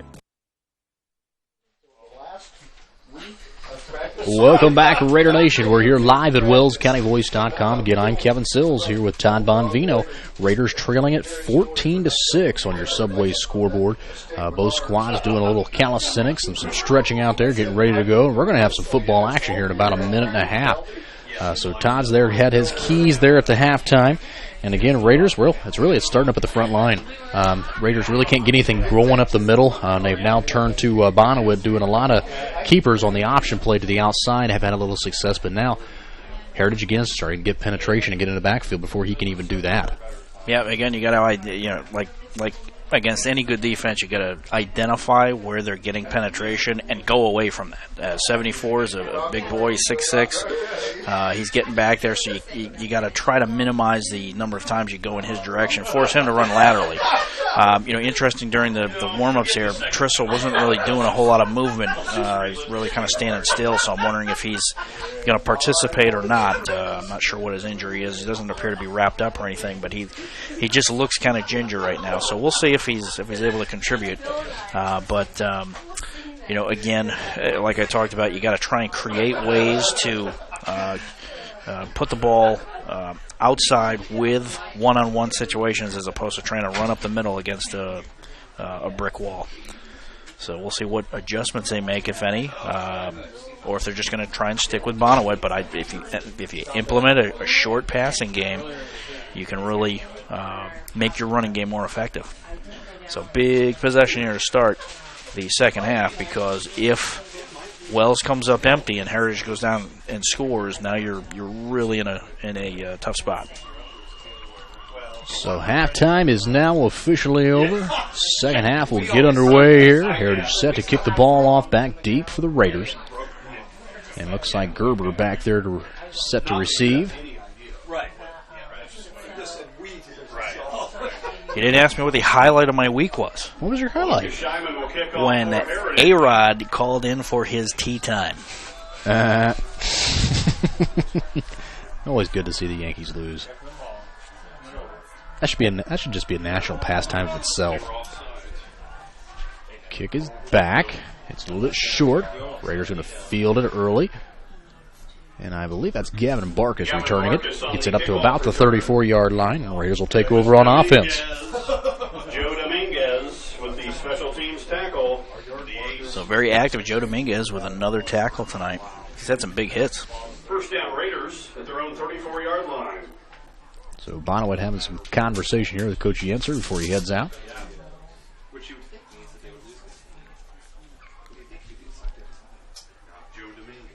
So let's see what type of adjustments the Raiders make here on offense. Single back formation, wings to both sides. Raiders going away from that wishbone, as wasn't having much success with it. And again, back in the backfield are the Patriots. Briar Beeks, the ball carrier. So against Trissel on the sideline now, hampered up. Briar Beeks in at fullback. Jack Wonker had the stop for the Patriots. That's a loss of 1 yard. Second down and 11. So again, start of the third quarter here. Raiders' first possession is a 2-yard loss. Second down. Man in motion, Barkus. Hand off to Beeks right up the middle. Oh, and he fumbles the football. And the official's saying he landed on the ground, and it looks like Beeks, that ball carrying hand, I believe, he got him a pinched finger there. Yeah, I hope he didn't break his hand or break a finger, because he looked like he got a helmet on it. And unfortunate turnover yet again for Wells. So there originally, I thought the officials were going to say his knee was down. I was curious, too, about that, because he was kind of being tackled in the course of that play. I thought maybe his knee had touched the ground or an elbow or something. And and Wells would benefit from that, but. So Heritage going to take over here right around midfield. Single back formation. Offset, right side, handoff. Raiders are right there, and Barkell's going to be in the backfield to drop him for a loss. And Wells got penetration on the right side of the defensive line, and the handoff was to the left side of the defense. And for whatever reason, the running back hesitated because the lane wasn't open and just tried to go reverse his direction, and it was met by a couple of defenders deep in his own backfield. So a mistake there. So second down and extra long here for the Patriots in their own side of the football field, right around the 45. Quarterback's going to drop back to pass. And, boy, he's hit hard there. Ball came out, but came out late. They're going to say it was an attempted pass. Well, I like the play call, a little bit of play. Like we're just talking about a halftime. Play action with a slant route by the receiver puts you in really good position. Although Bonnewitt was closing, Bonnewitt was in the area code. But good timing on that penetration for the hit on the quarterback. Single back there with an offset. Dropping back again to pass. He's got a receiver here in the corner. Overthrows his intended receiver. Well, that looked like a Scott Mitchell pass on that one. That thing was about 10 yards out of bounds. He had a big kid running down not a big kid, but a fast kid running from the left hash towards the left sideline, and the quarterback just launched a rainbow. Joel Deakins, the intended receiver at 5'11". If he was 7'11", he might have caught that pass. Maybe. So fourth down now. Patriots going to be forced to punt, so Raider defense holds its own. Punt is up and away. Raiders put some pressure on them. I believe that's Gerber there returning the kick. Keep going. Trying to make some moves to get away from the would-be tacklers, and they're finally bringing him down right around the 34-yard line. A good effort by the returner, just not enough engagement by his teammates deep in the receiving area because too many guys were kind of standing around watching the play as defenders were coming in to hit the returner. So 10 minutes now left here in the third quarter, and Raiders still, turnovers a problem. Boy. Got lucky in the last one, really no damage. But they got to come up with a successful drive here.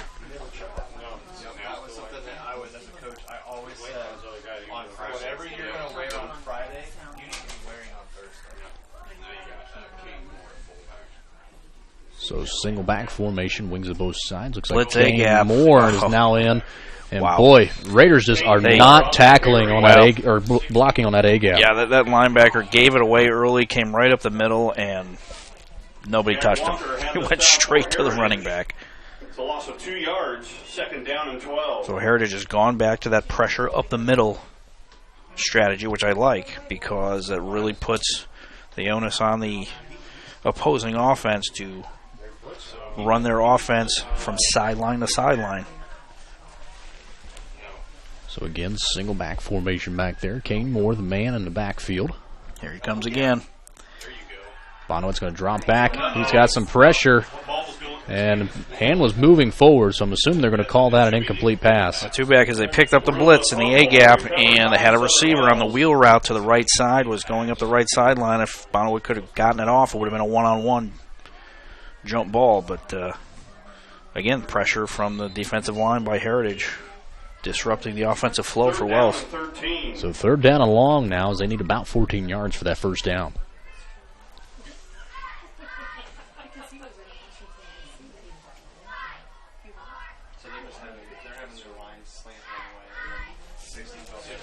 So under 9 minutes now here in the third quarter. Penalty on the play. And it looks like we might have a false start there on the Raiders, and it will be.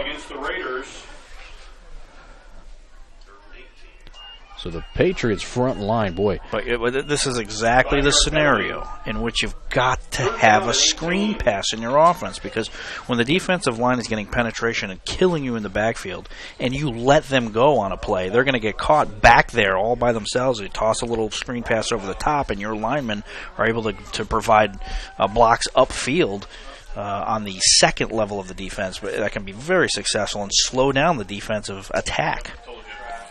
So run over to the right side, and Patriots trying to rip the football out. Kane Moore, the ball carrier, gets it back up to his original line of scrimmage. That'll be fourth down, and the Raiders will be forced to punt here. It's a gain of 8 yards. Fourth down and 10.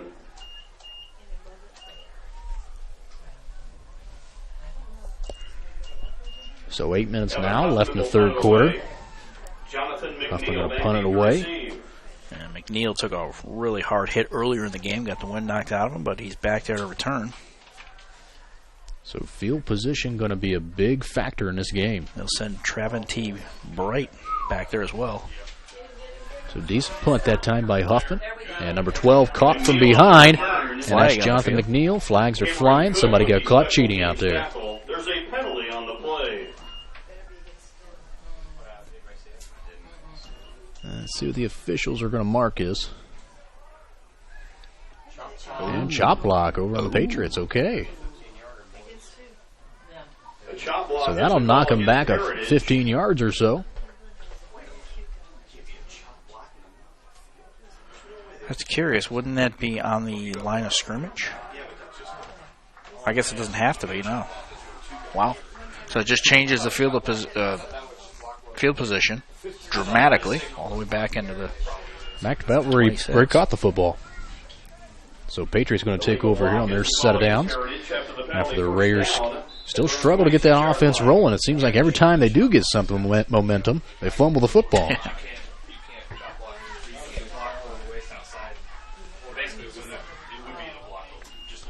So handoff over here's your reverse. Left side. And Bono went right there. Can't wrap him up. And not sure why the Raiders aren't wrapping up at all. Well, that's your fundamental technique. You're trying to tackle them high, so they're wrapping up near the shoulders, near the arms. You get some arm tackles in there. You got to put a shoulder into the gut, hands behind the knees, and they're just going too high. And that kid was lowering his shoulder, getting a great pad level, and just driving through the defenders repeatedly. He broke about 3 or 4 tackles. I love the call, though, basically the little double reverse handoff thing. So first down here for the Patriots. Ball spotted at the 45. 7.5 minutes to go here in the third quarter. Raiders trailing it 14-6. Defense working well for the Raiders. The offense hasn't kept that momentum. Neal, the ball carrier. So about a 2-yard gain on the play. Second down and 8. For the Raiders. It's a gain of 1 yard. Second down and 9.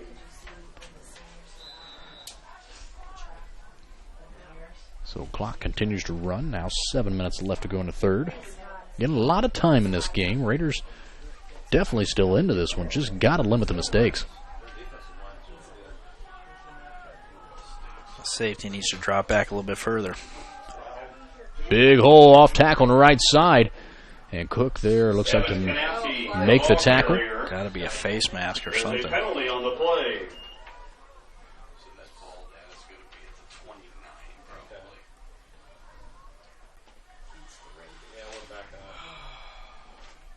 Personal foul, face mask is the call against the Raiders. Face masking play called against the Raiders here, so that'll knock.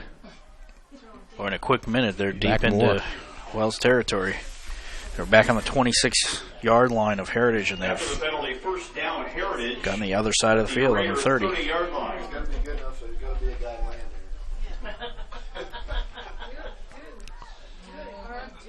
So Raider defense now starting to kind of fill the offensive shoes with the mistakes. Now Bono drifting over towards the receiver side, so that opens up the running game up the middle a little bit. Looks like they're going to grab a couple yards on that play. As the Raider defense able to stuff it. Only 1 yard. Second down and 9. So ball right around the 30-yard line into Raider territory. Patriots running the ball well and having a little help from the Raider defense along the way. I want the Cubs to beat the Cardinals. Yes. Okay, I heard with 2 outs. I want the Cubs to beat the Cardinals. Offset formation in the backfield. I see it. It's a Red Sea, though. Drop back to pass. A little bit of pressure from the Raiders and incomplete. Pass is incomplete. You know, and the problem with that pass play is they had a good rollout, they had good protection, they picked up any kind of blitz or penetration on that side. But what the quarterback did was, instead of planting his feet and getting a little bit of a shift in momentum forward to put more accuracy, more zip on the ball, he went back and planted in his 5-step drop, planted on his back foot and threw from that. And as a result, a little duck was flying there, just inaccurate and not very strong. So 3rd down and 9. It's a big stop here for the Raiders. Drops back for another pass, short. Again, throws off his back foot while moving backwards, and he throws a little bit of a short hop there. That's mechanics, and you've got time. He's got plenty of time in his dropbacks. They're not getting to him for sacks. He's got to plant his feet and shift forward. That gives him 2 things: not only the ability to pull the trigger and throw a bullet downfield, but if there's nothing there and you've got a little bit of momentum forward, you can tuck and run if you have to. By throwing off your back foot, you look like you're in a panic. Drops back to pass once again. Bootlegs out.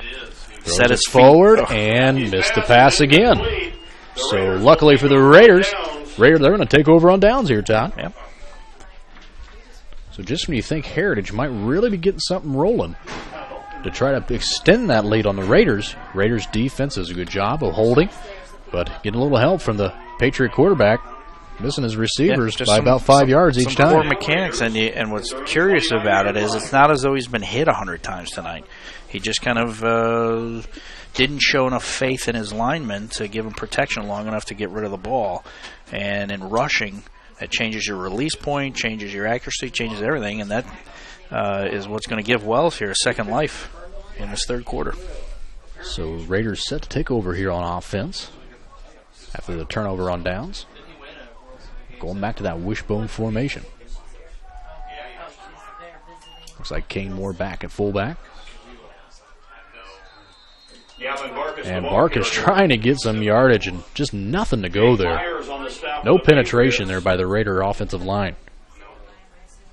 Well, it seems like from this formation they tend to not go lateral. They almost always go A or B gap. And the middle linebacker for Heritage is already coming up the A gap to begin with. And if you're going to repeatedly go again and again in that same area, you're limiting your chances for success.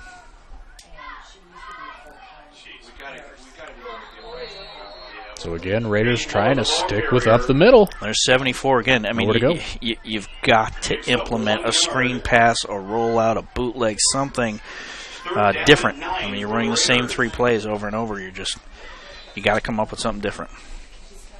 Even if it's outside your comfort zone, doesn't matter. 2 receiver here. I like this. You got a 2 receiver set for the first time in 100 years. 4 receiver sets. They're split out on both sides. Single back in the backfield. Boy, West Coast offense going here for the Raiders. Quick screen pass. Good play call there, Todd. Tries to draw back. About 3 yards short of the first down. Again, you still got a lot of time here. It's the 3rd quarter. Let's see what the Raiders decide to do here. Well, and I like the call. Just the execution after the catch. When you receive the ball and your teammate is blocking someone, what you need to do is generate as much speed as possible, obviously, and try and put the second defender in between his teammate and the guy that's blocking for you and yourself, instead of kind of going side to side with your feet and allowing the defender to attack. And I'm going to assume the Raiders are going to try to do a hard count here. See what happens. Nope, they're going to run a play. Bryce going to take it over the left side, picks up the first down. He's got room. Let's see if he can beat the last man. 20, 15, 10, 5, touchdown, Raiders. No flag. No flag, so that's going to stick. So curious here. Do you kick? Do you go for 2? So after the Raiders struggle mightily to get the football running game going, all of a sudden, on 4th down and about 4 yards to go, Raiders gamble, and it pays off. Well, they finally went to something a little bit different with that 4 receiver set, got a little bit of yardage. back the defense up a little bit, and on their, again, bread and butter keeper to the left, found some success, and Bonnewood broke yet again another big play.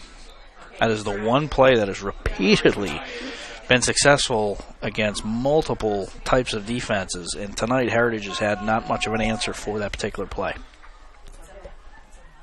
So Raiders going to go for 2. Quick pitch over to the right side. Oh, and big hit. It's going to stop the Raiders short. 14-12 on your Subway scoreboard. Boy, he had a chance. He had the cutback lane. He was drifting to his right. He went to cut. I don't know if he slipped or just hesitated, but he didn't continue his motion forward. And instead of cutting in and trying to slip in between the two defenders, he kind of almost stopped for a moment, and just long enough for a defender to come from the weak side and take him down. So we'll take a quick break. We'll be right down. Right back. Bern, you can depend on us to make personal banking easy. That's right, easy. With free online banking, a free bill pay service, a free Visa check card, free mobile banking, and of course convenient locations and ATMs. Actually, our employee-owned community bank has been making life easier for our customers since 1891. It's what generations of folks have come to expect. For personal banking, you can depend on us to make it easy. First Bank of Bern. Bern, Bluffton, Decatur, Kokomo, Peru, Portland, and Van Wert. Member FDIC, Equal Housing Lender.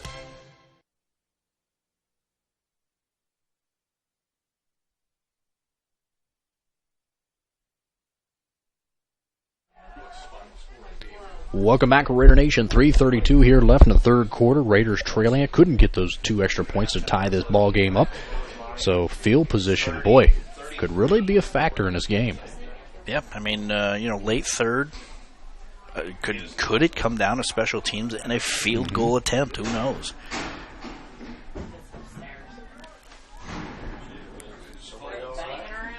Well, not sure what's going on upstairs. We got a lot of noise. Luckily, our camera's still standing, so I'm assuming it's not us.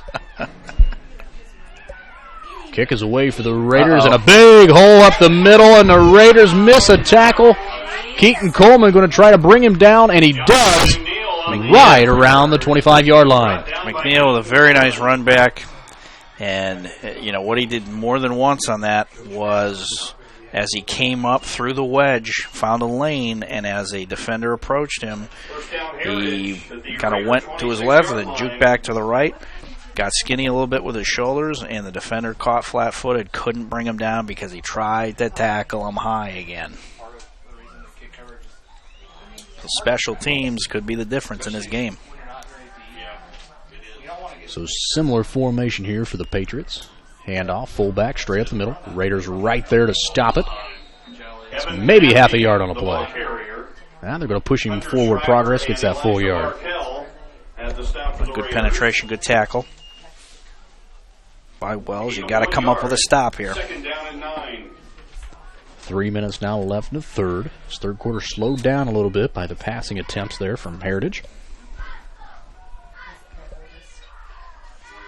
Boy, at the rate we were moving, Todd, I thought the game would be over by now. Yeah, okay. Second down and 9. Going back to pass. Quick seam pass up the middle. Raiders right there to make the tackle, but not before the first down. Now Joshua Foster with a run right up the right seam, and really, for the quarterback, he didn't set his feet. He almost snapped the ball, and while he was tiptoeing backwards, just rifled it to him. And nice little completion up the middle. Puts him in the red zone. First and goal, ball right around the 9-yard line. And off fullback, right up the middle. He continues to push forward as the Raiders can't bring him down. And touchdown, Heritage. Well, just like the run back on the special teams play, same kid went right up the gut, and every time he got hit, he turned his shoulders, and the defender shrugged off of him because they're trying to tackle high defensively again and again, and they just kept his legs moving. Nice job by the running back to put the biscuit in the basket. So 2:20 here. They put this one up. They will have a 21-12 lead. So it's going to force the Raiders to score twice now. I disagree with this because you're up 8 right now. I go for 2 and try and make it absolutely. 10. There's no point in going up 9. So mishandled. Looks like he still got it up, and it's pretty good from my house, and it is. So 21-12 here in favor of the Patriots, and we'll be right back. The new Kaler Nickel Foundation Family YMCA, 550 West Dustman Road in Bluffton, is now open and invites you to stop by and take a tour of the new facility. When you join the Y, you're not just a member of a facility, you're part of a community, surrounded by friends as well as caring and knowledgeable staff. Here are just a few of the benefits of joining the Y. Professionally trained staff support, the opportunity to bring guests, plus various youth programs. You don't want to miss out on all your local YMCA has to offer. To learn more, visit fwymca.org.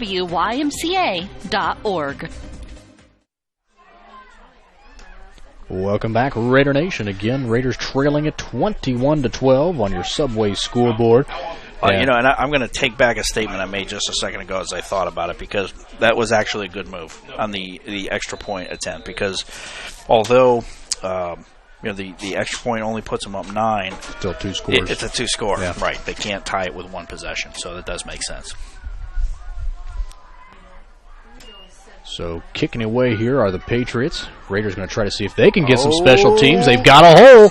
Runs it up, gets up to midfield, and Raiders getting good field position to start here. So let's see if they can answer right back. Well, the haymakers keep coming on special teams here. We'll see if Wells can convert, take advantage of this field position.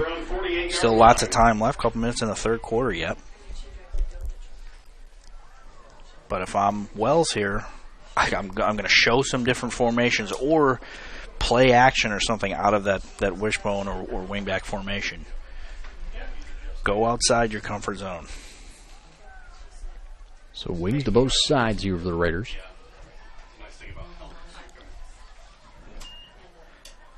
Bonaway going to keep it, goes to the left side, picks up about 4 yards on the play. And what's going to start to happen is that middle linebacker who's blitzing the A-gap is simply going to read which way Bonaway turns his shoulders. Because if Bonaway turns his shoulders towards the left and tries to run that off-tackle keeper to the left, the guy blitzing up the middle is just simply going to approach the line, see which way he turns, and then shoot the B or C gap to try and take him down. Officials timeout. So not sure if we're having a clock issue. Officials get things going again.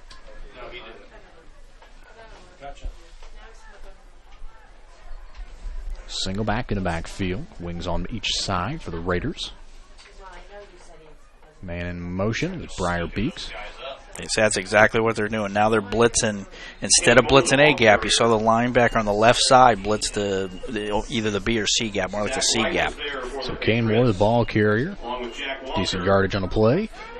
Third down and about 2 yards to go now for the Raiders to pick up the first. So I like the adjustment by the Heritage defense at this point, because that's if you can minimize the damage on the one play that Wells has been repeatedly successful on, you force them into a difficult spot. So keeper up the right side. Looks like the Raiders pick up the first and a couple extra. Ball spot at the 40. Oh, just enough. Foster had the stop. That's a gain of 4 yards. First down, Southern Wells. Now a play action in slant pass right here would be perfect, because that if you notice, the safety is playing right over the top. He's really not drifting towards the receiver. The last 7 or 8 plays, he's really stayed in run support. So third quarter starting to come to a close here with about 30 seconds left. Hand off left side, stuffed right up. Moore gets about a yard on the play. Destin Johnson was there for the Patriots. Gain of 1 yard, second down and 9. So clock down at 15 seconds now.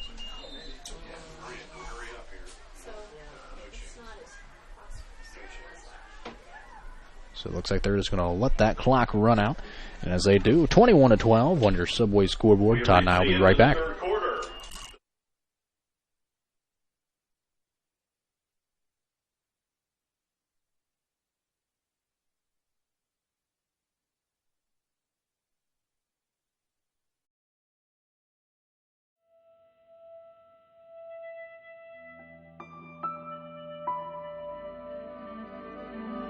It's not always about speed.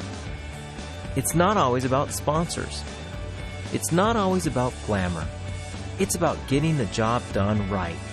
No matter what you have to push, pull, or move, New Holland and your local dealers are ready to help you finish like a champion. New Holland.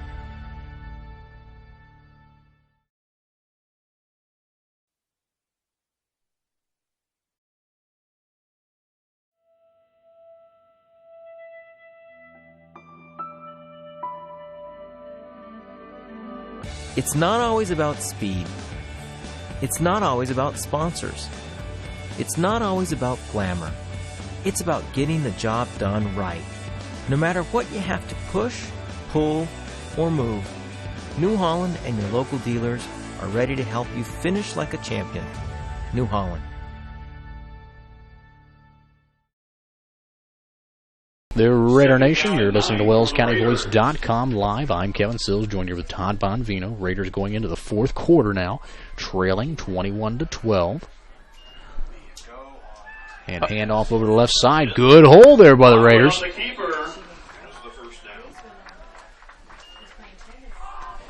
So Raiders starting to get a little drive going, and each time they've done that a few times here in the past. What's happened, Todd?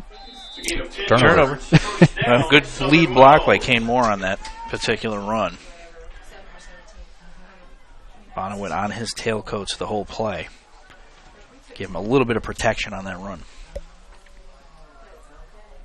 So wishbone formation here for the Raiders.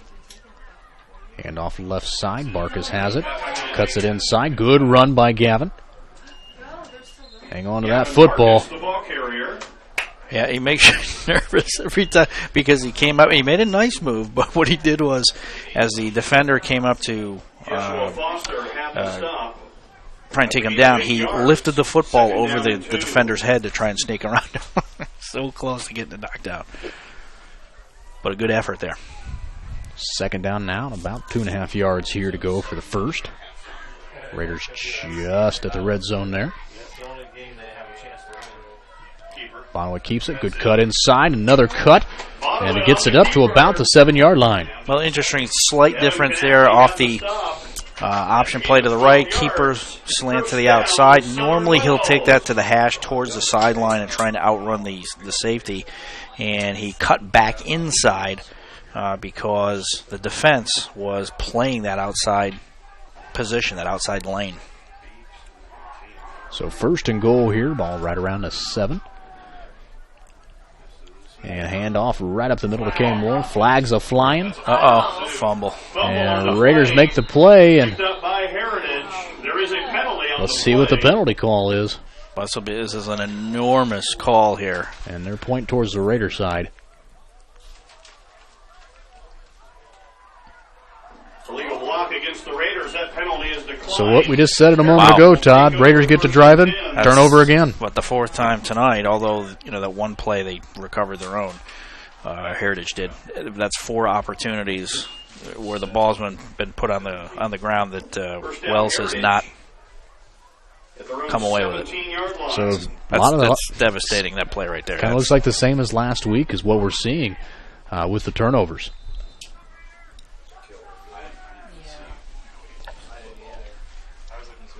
So Patriots going to take over here.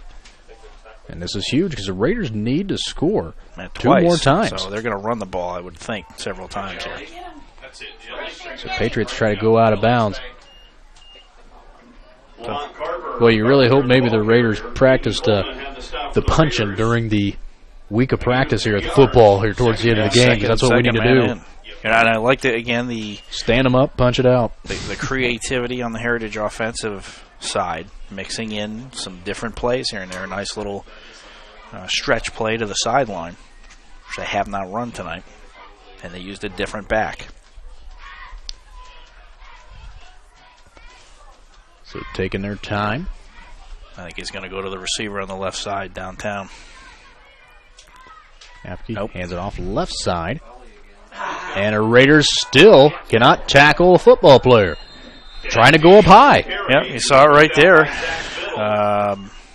They had, that was Zach Biddle who was engaging the running back, trying to grab him up near the top of his numbers, near the shoulders, and just that stiff arm, negated any leverage that the defender has in making the tackle. So up the field they went for another 4, 5, 6 yards. So not sure if all the Raider players' hamstrings are a little too tight and they can't bend those knees tonight. Apparently.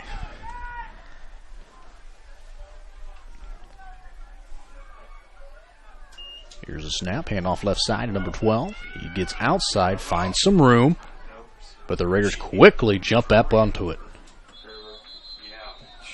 So about a yard play on the gain.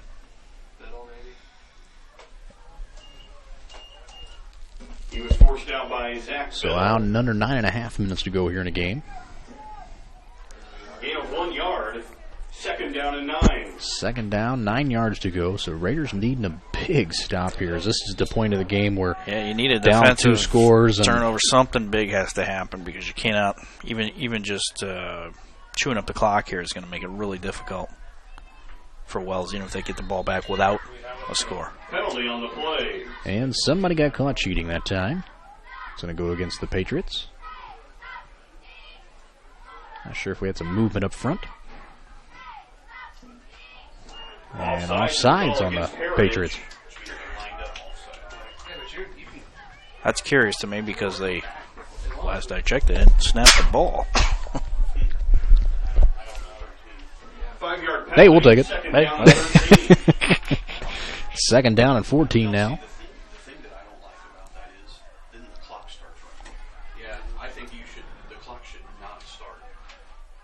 So Patriots line up. Dropping back to pass. Barkell rushing the quarterback. He's got a hold of him. Oh, some opportunity.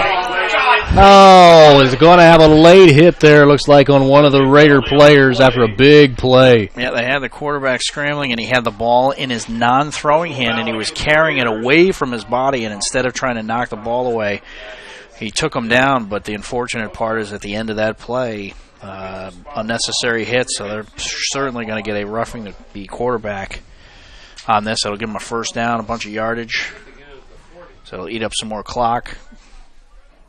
Get some real estate here. That's a big play because that would have set Heritage back 3rd and a mile. Instead, it's first down. Well, they didn't get the first down out of it. Oh, they don't get a first down. Nope. I would have thought they were on penalty of one of those 5-yard varieties. Oh, so there's still some life here. 2nd and long then. So Raiders need to pull another one up and get some pressure in the backfield again. So handoff straight up the middle. Flag, that's a flag flying in. And number 14 getting in on the tackle. And boy, he had his head directly down. So Cameron Cook, we're gonna shaking up a little bit. He might be seeing a few stars. 5-yard face mask is the call against the Raiders. So that's going to be a first down. After the penalty, so Raiders had the opportunity once again to get some things going. Down, and mistakes still continue to haunt them for the 2nd week in a row. And it's tough because wasn't a vicious face mask, but as they were going down, his hand just came up and got the face mask. It was right in front of the referee. So ball spotted right at midfield. You need a pick 6 or something here. Handoff straight up the middle. Kanapke, the ball carrier. He gets about 2.5 yards on the play. Bring him 2nd down. Schreiber. It's a gain of 2 yards. 2nd down and 8. Thank you. 7.5 minutes left to go in the game. Our biggest enemy right now is the clock. He was 2 weeks old on Thursday. So Raiders desperately needing to get something going, as we thought they might have the opportunity a moment ago. But mistakes continue to haunt them. Hand off left side to number 12. Oh, and he rips it away from him, just what the Raiders need. And we're going the other way.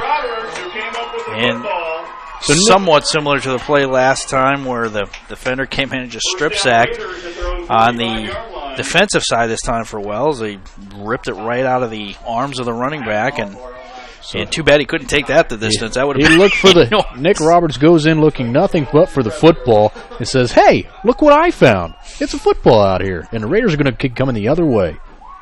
All right, you got just enough time to pull this off. If you can get down there and score in, say, 3 minutes, give the ball back. You got your timeouts. Might be able to get the ball back with 2 minutes or so and have a shot. But you got to score inside of 3 minutes. Bonaway keeper left side. He's got the edge. He's got room. Gets around, and it looks like it's probably going to come back as there's flags are flying. Yeah, they're going to get a hold on that.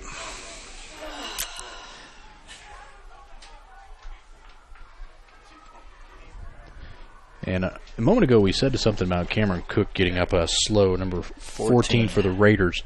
And over here on the sideline, he's seeing some effects of his head's still pounding. Yeah. Coaches are talking to him, just taking a look at him. He probably probably arguing to go back in the game, and the coaches are telling him no. Just holding is a call against Southern Wells. So maybe he might have a stinger there, it looks like, as they pushed on the back of the neck, and he kind of adjusted very quickly to that. Yeah. He was grabbing his head when he was kind of rolling around the ground like something specific hurt. So trainers look like they might be going and checking to see if he has a concussion. No. 1st and 14 for the Raiders. So Raiders first and extra long here after the penalty. And Bonaway, good cut inside. On the keeper. Picks up about 5 yards on a play. Well, my fear is they're going to, in a panic, they're just going to keep running their same play over and over, back and forth, mirror, right and left, which they may have some success with, but you mix in a play action or something in there, you can catch a defense off guard, because once again, that's safety. And here's your pass play. Bonaway drops back, throws one up for Beeks. Oh, can't come away with it. Just hits his fingertips, and he couldn't pull it in. Briar Beeks was the intended receiver. Now, the only thing I don't like about that is it's obvious Bonaway doesn't have a gun, so you got to use a short passing game. You got to use those in slants where he's cutting towards the middle of the field. He can use a 3 or 4 step drop, plant, fire a short pass where the cornerbacks are not playing bump and run, so you can get a little bit of separation and complete a pass and have that kid on the move with the ball. But when you throw the ball down the sideline, you have to have a kid that has a very strong arm. So Raiders with the man in motion. Bonaway with the keeper. And they're expecting 74. it. Uh-oh, we got a little wrestling going on over here on the side. There needs to be something right there. Yeah. So the Moms Raiders and dads chipping in to help Raiders the referee sideline decide looking for who anything they can get. 2 yards. Be 4th down and 6.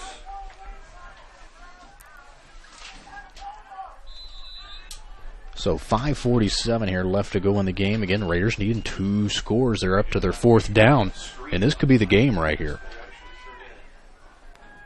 So quick handoff. Kane Moore picks up the first down. Kane Moore up the middle. So Raiders get a good play right there. Spread them out, run the draw, and it worked because you spread the defense out just enough where they have to pick the exact gap to hit, and Heritage guessed wrong. So Raiders with a spread formation now. That is 2 receivers each way. Biggest play of the game so far for Wells. So it would have been over right there. Man in motion, handoff up to the middle. Kane Moore, another first down. Keeps it rolling, but that clock will continue to roll too. It'll stop here as they move the chains, though. Well, and it might be a little too late, but I love the fact that they're finally showing a different formation and running their plays, and they're finding some effectiveness because everybody's not bunched up inside of a telephone booth. Oh, boy. Good job by Coleman getting in there and grabbing that football. That could have been a pick six. Huge adjustment by the receiver on the screen because as the pass was made, Malcolm Butler showed up and was coming in for the interception, and the receiver broke towards the quarterback to get to the ball before the defender. The penalty on the play. And official stopping play here. This guy wasn't the one who called it. I'm glad somebody else called it. So I'm assuming we got a false start call. Yeah. Nobody's motioned, but that's just what we're going to assume. Well, they're still right in line with the game plan here. You got, I said they got to score inside of a 3-minute spot to get it done before you get to the 4-minute mark. Raiders hand it off up the middle. Pick up about that 5 yards they lost back. Well, they're 74 once again for Heritage. So right at 4.5 minutes now. Raiders, gosh, they really got to get some big yardage here as they still need 2 scores. Oh, there's a face mask. A face mask missed by the referee. Bonaway, as he faked the handoff and went to the option run, got hit right in the face. I'll tell you what, right now I'm blitzing everybody if I'm Heritage. Yeah, I not only put a spy on Bonaway, but I play the C gap on either side. That's all I do. So at the timeout here, Raiders at 4th down. They need 6 yards to pick up that first. And they continue to stick with the running game even with 4.5 minutes and they're 2 scores down. Yeah. So confident they can get those yardage, but trying to spread things out, but Heritage still just stuffing it up the middle. Well, and, like I talked about before, the 7-minute mark, I said they got to score inside of 3 minutes and then give the ball back to Heritage and try. You got to come up with a defensive stop, get the ball back with 2 minutes left, and then you have time to get close enough for a field goal attempt for the win. And, obviously relying on special teams to win the game by a field goal kicker is a tall order. But you've got just barely enough time, but they cannot take another 1.5 minutes to score here. They've got to put the ball in the end zone here pretty quickly. You're down to, 4:14 left. So they got one play for that opportunity right here because we got 4th down and 6 yards to go. Raiders going to spread it out and look for a blitz here all around. I like the formation. And those edge guys, here it comes the blitz. And there it is. In the neutral zone, that'll give them some yardage. So that's going to get them about 1 yard away from that first. That's a huge defensive mistake for Heritage because 4th and 6, it's a difficult run. Right now, what you face the possibility of is using your cadence to try and draw them off sides a second time and get an automatic first down. And if I hope they run the same formation. They do, 4 receiver set. So now you spread the defense out a little bit. Bonaway can take the snap, step back, pick a lane, and try and dive forward for the first down. So keeper left side. Bonaway gets around the edge. No flags anywhere. First down for the Raiders, so they get it there. So that's enormous. That offsides play was huge. So clock's a ticking here. 4:09 still. In the red zone, a shot here to stay on plan for the 74. Up the that middle. Kid is a beast. About a yard on the play. Now they're going to give him a little more forward progress now, about 2 yards on the play. And Jake Myers has been in. He has to have been in on a dozen tackles tonight. 2nd down and 7. And defensive tackle, he is just tearing up. Oh, he's got it. Oh! Handoff left side caught from behind is Kane Moore. He's very close. Oh, they're calling him short. Oh, I thought he might have got into the end zone. Raiders need to hurry up the offense, get up and score up. We've got an injured player here for the Patriots, so that'll stop the clock. With 3:30 left in the game, Raiders about a yard out. Well, that's their and like a cramp, I think. I thought for a moment he might have been more seriously injured, so it looks like they're just trying to stretch out a cramp, which is good. It's so first and goal at the 1. Coach Fouts, get your wise man, get your ends team, get your onside kick team ready. So I'm constantly checking the score update on the Cubs game. 1-0. Gosh. Still, and not only did you steal Theo from me, you got John Lester on top of that. And although he had a losing record in the regular season, he has been lights out in the playoffs for the Red Sox for 5, 6, 7 years.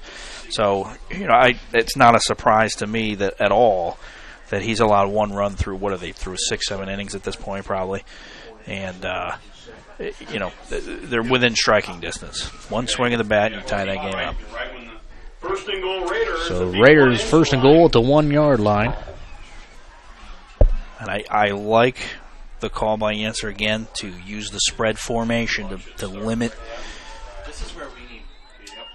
the penetration ability by the defense. Bonaway pushes forward, touchdown Raiders. So there they go. There's the first score that they need. So 3:24. You're well under 4 minutes though now. I don't know if you have enough time. So now you're to the point you could just go ahead and kick the extra point. Sure, yeah. Because you'll only be down 2 then. And then maybe you consider onside kick. I mean, you're at that point where you're even if you kick off and you get the ball back, you might be under 2 minutes. And it looks like the Raiders are lining up to go for 2. I don't know if I like this right here, because if they miss it, they're still down by 3 then. Right, and then a field goal only ties the game. You might as well kick it because it doesn't. So Bonaway keeps it, and it looks knock like it he's in. short. So now, as opposed to only being down 2, you're down by 3. Down 3. And you can only tie the game up with a field goal if it comes to that. Yeah. So here's the curious call of the game here. I think they're probably going to go onside kick. 3:24 left. It's right on that borderline. Yeah. You've got your timeouts and you can play that route, but then you're playing, the first down. I mean, you can still do that because if you onside kick and do not recover, right, you can still do the same thing. Use your timeouts, try to get the ball back. It's just a matter of field position. So opportunity knocking here for the Raiders, as it has quite a few times during the game, and mistakes have hindered their progress, but Raiders still in this one, 21-18. With 3:24 left. Setting the kick away. Let's see if the Raiders line up.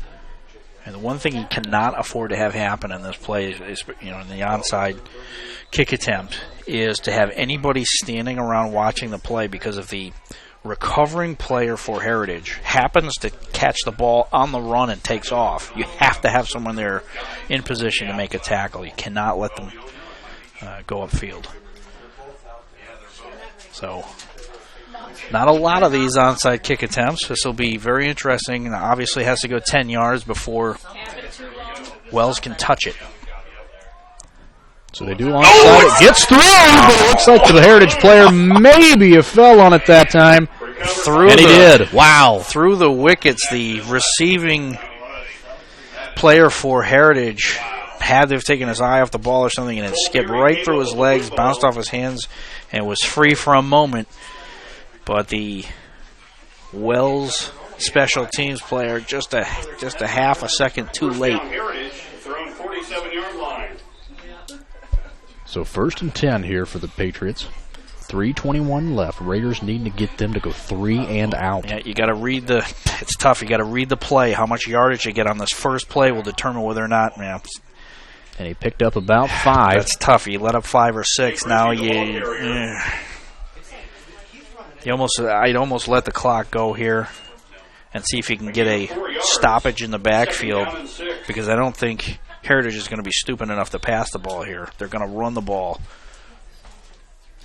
So it looks like they gave him 4 yards on the play. So if you get a stop here, that's either for no gain or obviously a loss. You stop the clock. If they get close to a first down, then you wait for the next series. So handoff left side. Raiders there, pushing it forward. Picked up about 3 yards. So it's going to be 3rd down, 3 yards to go. That's a tough call here. 3rd and 3. You're probably going to stop the clock, but it looks like they're not going to. So they're going to play for the next series, because you're at this point the likelihood of getting a first down is fairly high. For the Patriots. Officials timeout.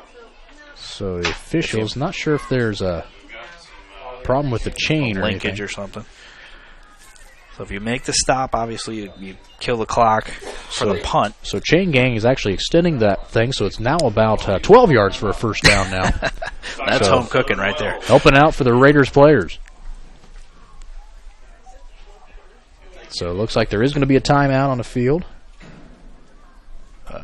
Okay, so 12-12, timeout. 3 yards to go for the first. Raiders needing a big stop here, down by 3. And they're going to, you're in this situation, you're not going to risk a turnover if you're Heritage by using a pitch play or a screen pass that might go lateral or something of that nature. You're going to keep it as safe as possible. So I'd be surprised if they don't do one of two things. I wasn't impressed with the quarterback sneak that they attempted earlier in the game. The quarterback just didn't look comfortable, so I'm pretty confident they're going to go straight handoff. I'd probably say with a lefty quarterback, I run it to the right side in the C gap because that gives you the ability to stretch the play out a little bit, maybe get the first down. Even if you don't, you stay in bounds and force them to use another timeout. If I'm Heritage, I'd line up behind number 74 and run the football. He's in the game, so. 3rd down and 2 for the Patriots. So number 74 is lined up on the bottom side of your screen on the line. And they're going to run it left side. And the Raiders are right there, so that's going to bring up 4th down. Stop the clock. Timeout for the Raiders. And you think the Patriots are going to want to punt this one away to try to play the field position. Oh, you have to. No, it's a no-brainer. There's no way they go for it here.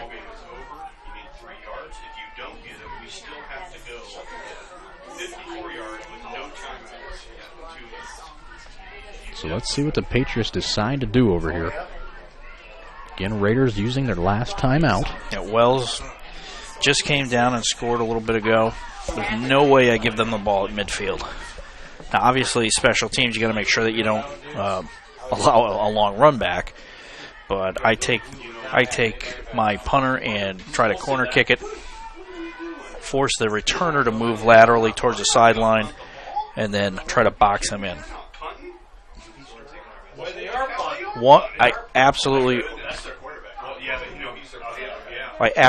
agree with this strategy. I punt this 100 times out of 100. There's no way I give him good field position.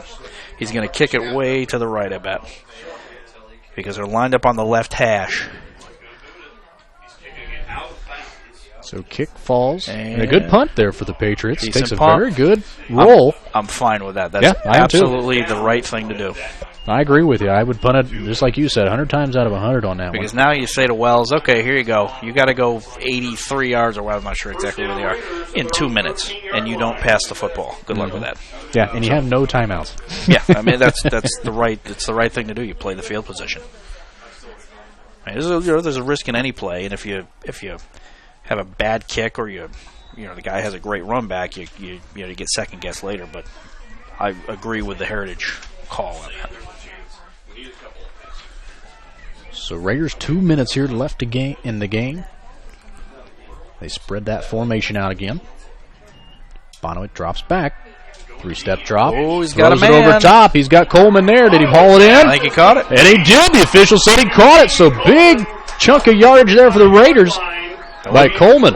It wasn't pretty. Kind of threw it up for grabs, but Coleman's tall enough. He went up and out jumped the cornerback for possession, and I think he went out of bounds, so the clock is stopped.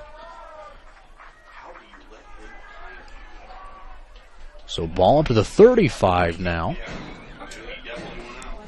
Moving the chains.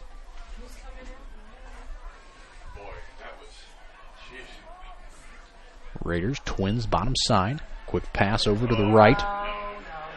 And brought down quickly as a Raider receiver. You see who's in on that tackle on the sideline? Number 74. 74. He can move. The kid weighs 400 pounds, eats a hamburger in between downs, and he's over there making a tackle on the sideline. You kidding me? So second down now and 10. Bonowitz dropping back. He's got Down, all day down. to throw. He gets it deep. Huffman's there. Oh! Almost coming away with it. There was some contact, but I like the no call by the official. Yeah, the cornerback was looking back at the ball, and as the receiver stopped his momentum to go up high to try and reel it in, the defender backed into the receiver. But I agree, there's no reason for a flag on that play. And it's too bad, though. It was close. The receiver made a nice adjustment, planted his feet, and timed it correctly. It just went through his gloves and hit him in the face mask. I would have put the ball near the 30-yard line. Now, right now, I'd like to see the Raiders, if they're going to pass it in a little 7-yard out, get out of bounds, get a little short yardage for the first, and get you a new set to go here. Drop back.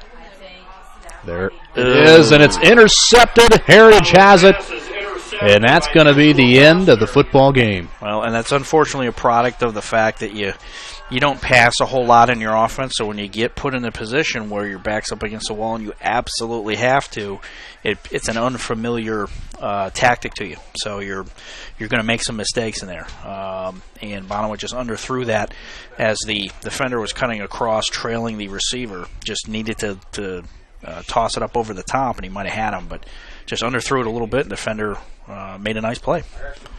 So barring a botch snap, Heritage is going to come away with this one. And is that the fourth turnover? That is. 3 fumbles and a pick, right? So you're unlikely to beat anybody with -4 in the turnover column. And we've missed our extra points each time. This game will be tied. Wow, yeah, right. So almost 4 turnovers there for the Raiders. We've mixed our extra point and our 2-point play opportunities every time, and we're down by 3, and that's those 3 points. Boy, that makes it so hard to a bitter pill to swallow for this game, where you take one of those turnovers and you probably win the game. Just too much adversity to overcome for the defense. That all that considered, 4 extra possessions, and they still only let up 21 points. So here will be the final kneel down, and there it is, as the Patriots going to come away with this one, 21-8 on your Subway scoreboard.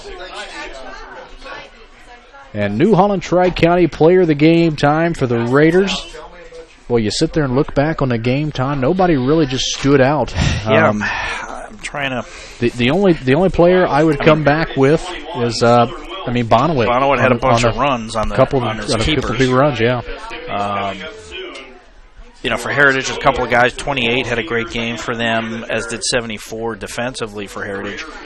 But you're right, nobody other than Bonawit that comes to mind right away. So for Southern Wells, definitely we're going to go with Bonawit for your New Holland Tri-County Player of the Game. If we're going to go for the Patriots side, because, hey, Allen County Voice is out there listening as well, I got to go with big number 74. Yeah, he's all over the place. Made a plays every single play, it seemed like. A toss-up between, the Knapke brothers did well, but that number 74 is just, he was all over the place. And that's Jake Myers, the senior, at 6'6", 344. Boy, big props to him, as he more or less kept the Raiders in check the whole game all by himself, being right there in the middle, and that's where the Raiders like to run the football. Well, and a kid that big, he impacted the ball, or impacted the play of the Wells offense, not only through penetration, but every time they ran to his side. He was not overwhelmed by double teams or anything of that nature, and the agility and pursuit motor of him going on the sideline to make tackles in addition to his defensive line play, that's just phenomenal. So you got to give him Player of the Game. So there you go, your New Holland Tri-County Player of the Game for the Raiders sideline. Bryce Bonawit for the Patriots sideline. Jake Myers, excuse me. And that's the final score of the game, 21-18. Next week, Southern Wells taking on South Adams. I don't believe Wells County Voice is allowed to broadcast that game at South Adams. If we are, great. If not, we'll see you the week after that. That'll be the first game of sectionals. So everyone have a great weekend.